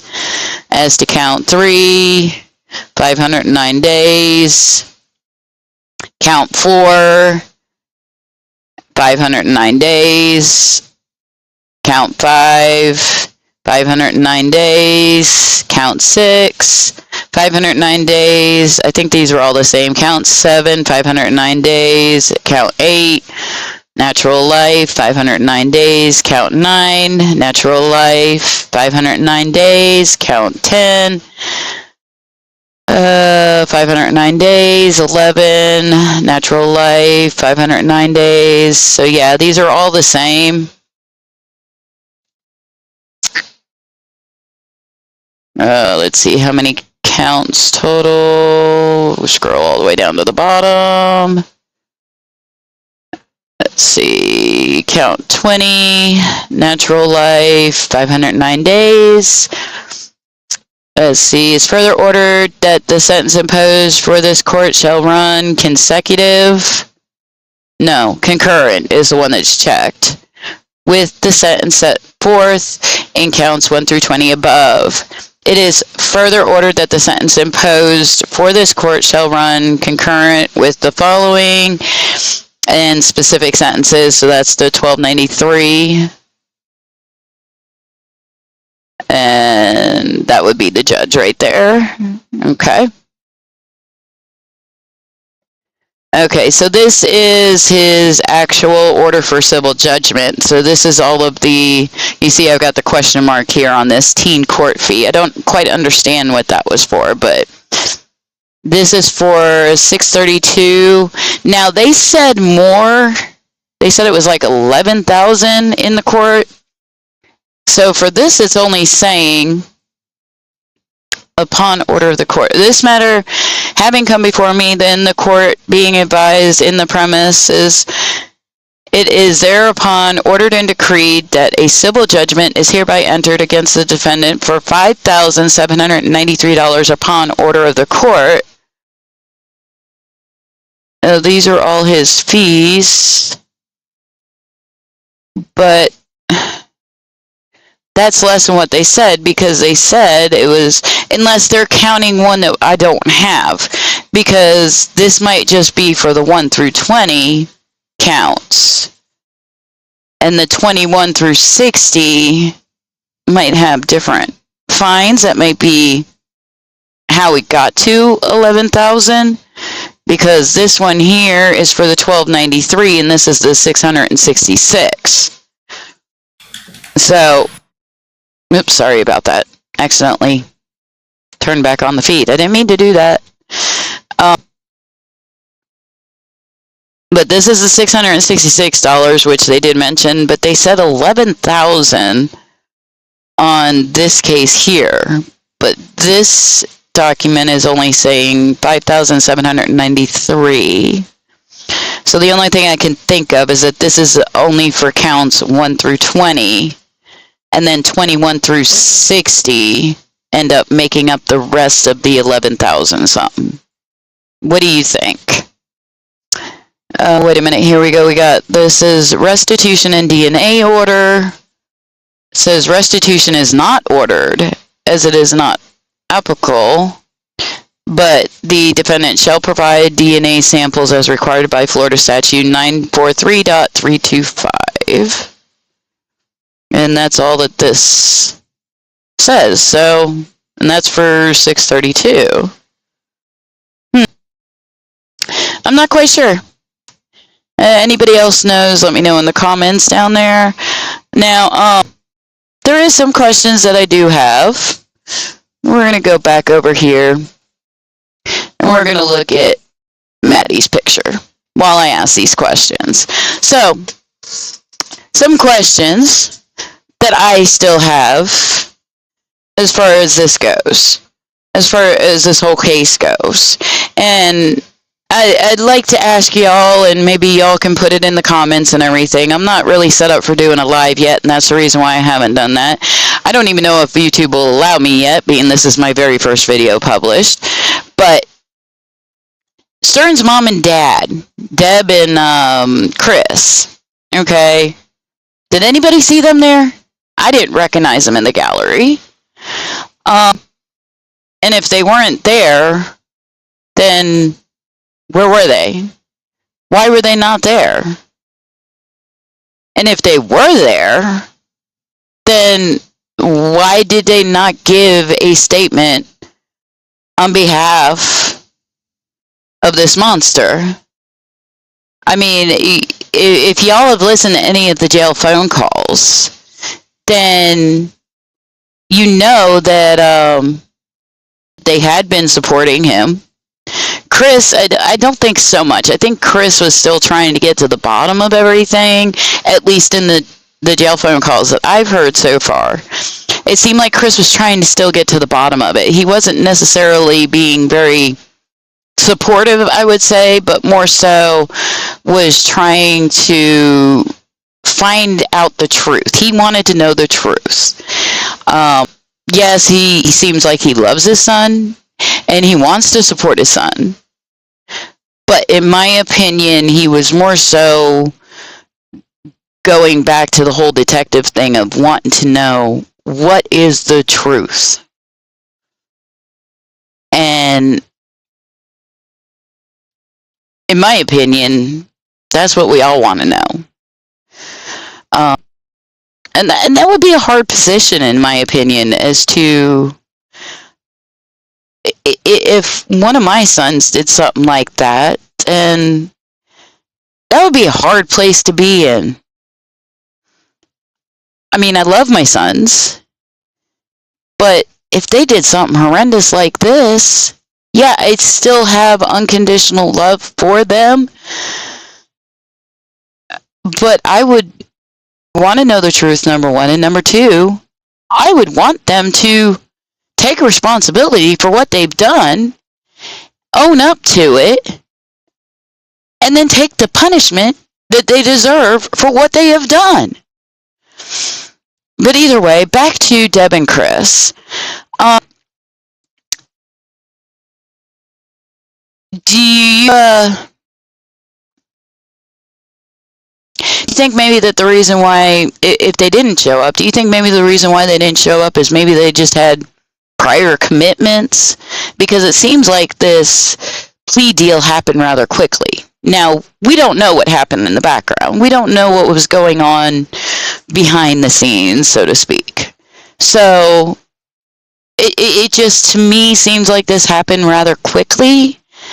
So do you think that maybe the reason why they didn't show up is because they had prior commitments that they could not cancel? Or maybe it could have been possibly medical in nature, that maybe they were doing something medical, some kind of medical procedure, whatever the case may be. I mean, I'm not trying to spread any rumors, don't get me wrong. I'm just trying to think of something that may have possibly happened, that the reason why they weren't in the courtroom, and not necessarily because of the fact that they just don't support him anymore.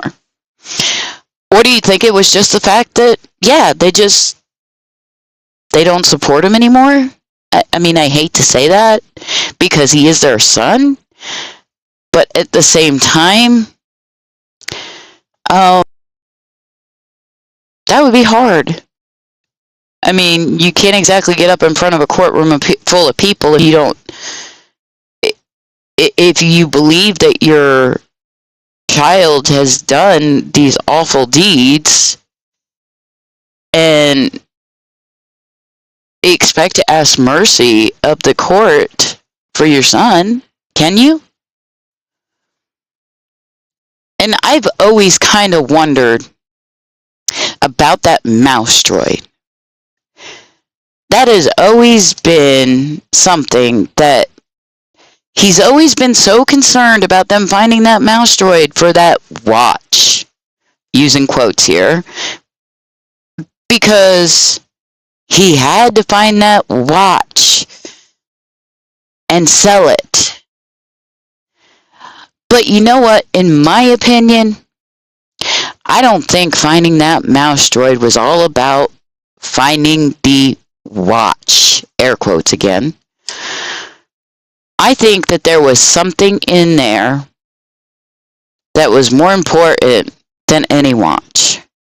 I don't know exactly what it was, but I just kind of have the feeling that it was something that he left either for his parents, or it's something that he left that was very personal to him and Maddie. And it confirmed everything that happened. And I'm wondering, if that is the case, do y'all think that there is a possibility that mom and dad finally did find the mouse droid and finally realized who he really is, and that's why they didn't show up in the court? I mean, that could be a possibility. And here's another question. Go along with that one. If they are no longer supporting him, do you think either one, Deb and Chris, ended up telling him, you need to take the plea deal because you're not getting out of this? There's no way for you to get out of this. Or do you think that they quit supporting him altogether and basically he took the plea deal because he knew even if he was able to beat it, that he was not going to have anybody to show him any kind of support if he did get out? I mean, what are your thoughts? What do you guys think? And then, of course, I mean, there's still, I wonder if maybe he already knows of some kind of loophole. And that's the reason why he pled no contest to the Red Rum charges. This is already going to be a long video, I already know that, but it's a rather interesting video, I think, for my first video, and I think I'm going to leave it here. I've left y'all with a lot of questions that I have, and hopefully y'all will give me some good responses there in the comments and let me know what you think. I'm really interested in knowing what y'all think. So until the next one, which I've already ended up doing a video on my reactions in real time to BK's, I don't want to use his actual name, but to BK's sentencing hearing as well. I recorded myself doing real-time reactions on his. So I got to do some editing and stuff and get that up. I don't know when I'll have that one up, but that will probably be my next video. And then I am currently working on a case that is extremely personal to me, and it's going to be one that none of you have ever heard of, I guarantee it, because this is somebody who did not make the news. He is a ex of mine, and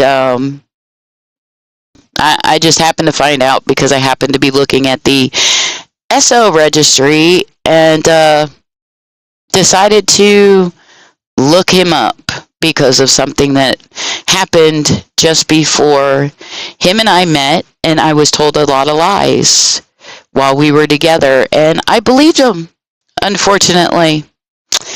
So there will be that one as well that I will be working on. So until then, stay safe out there, everybody, and we will see you next time. Bye-bye.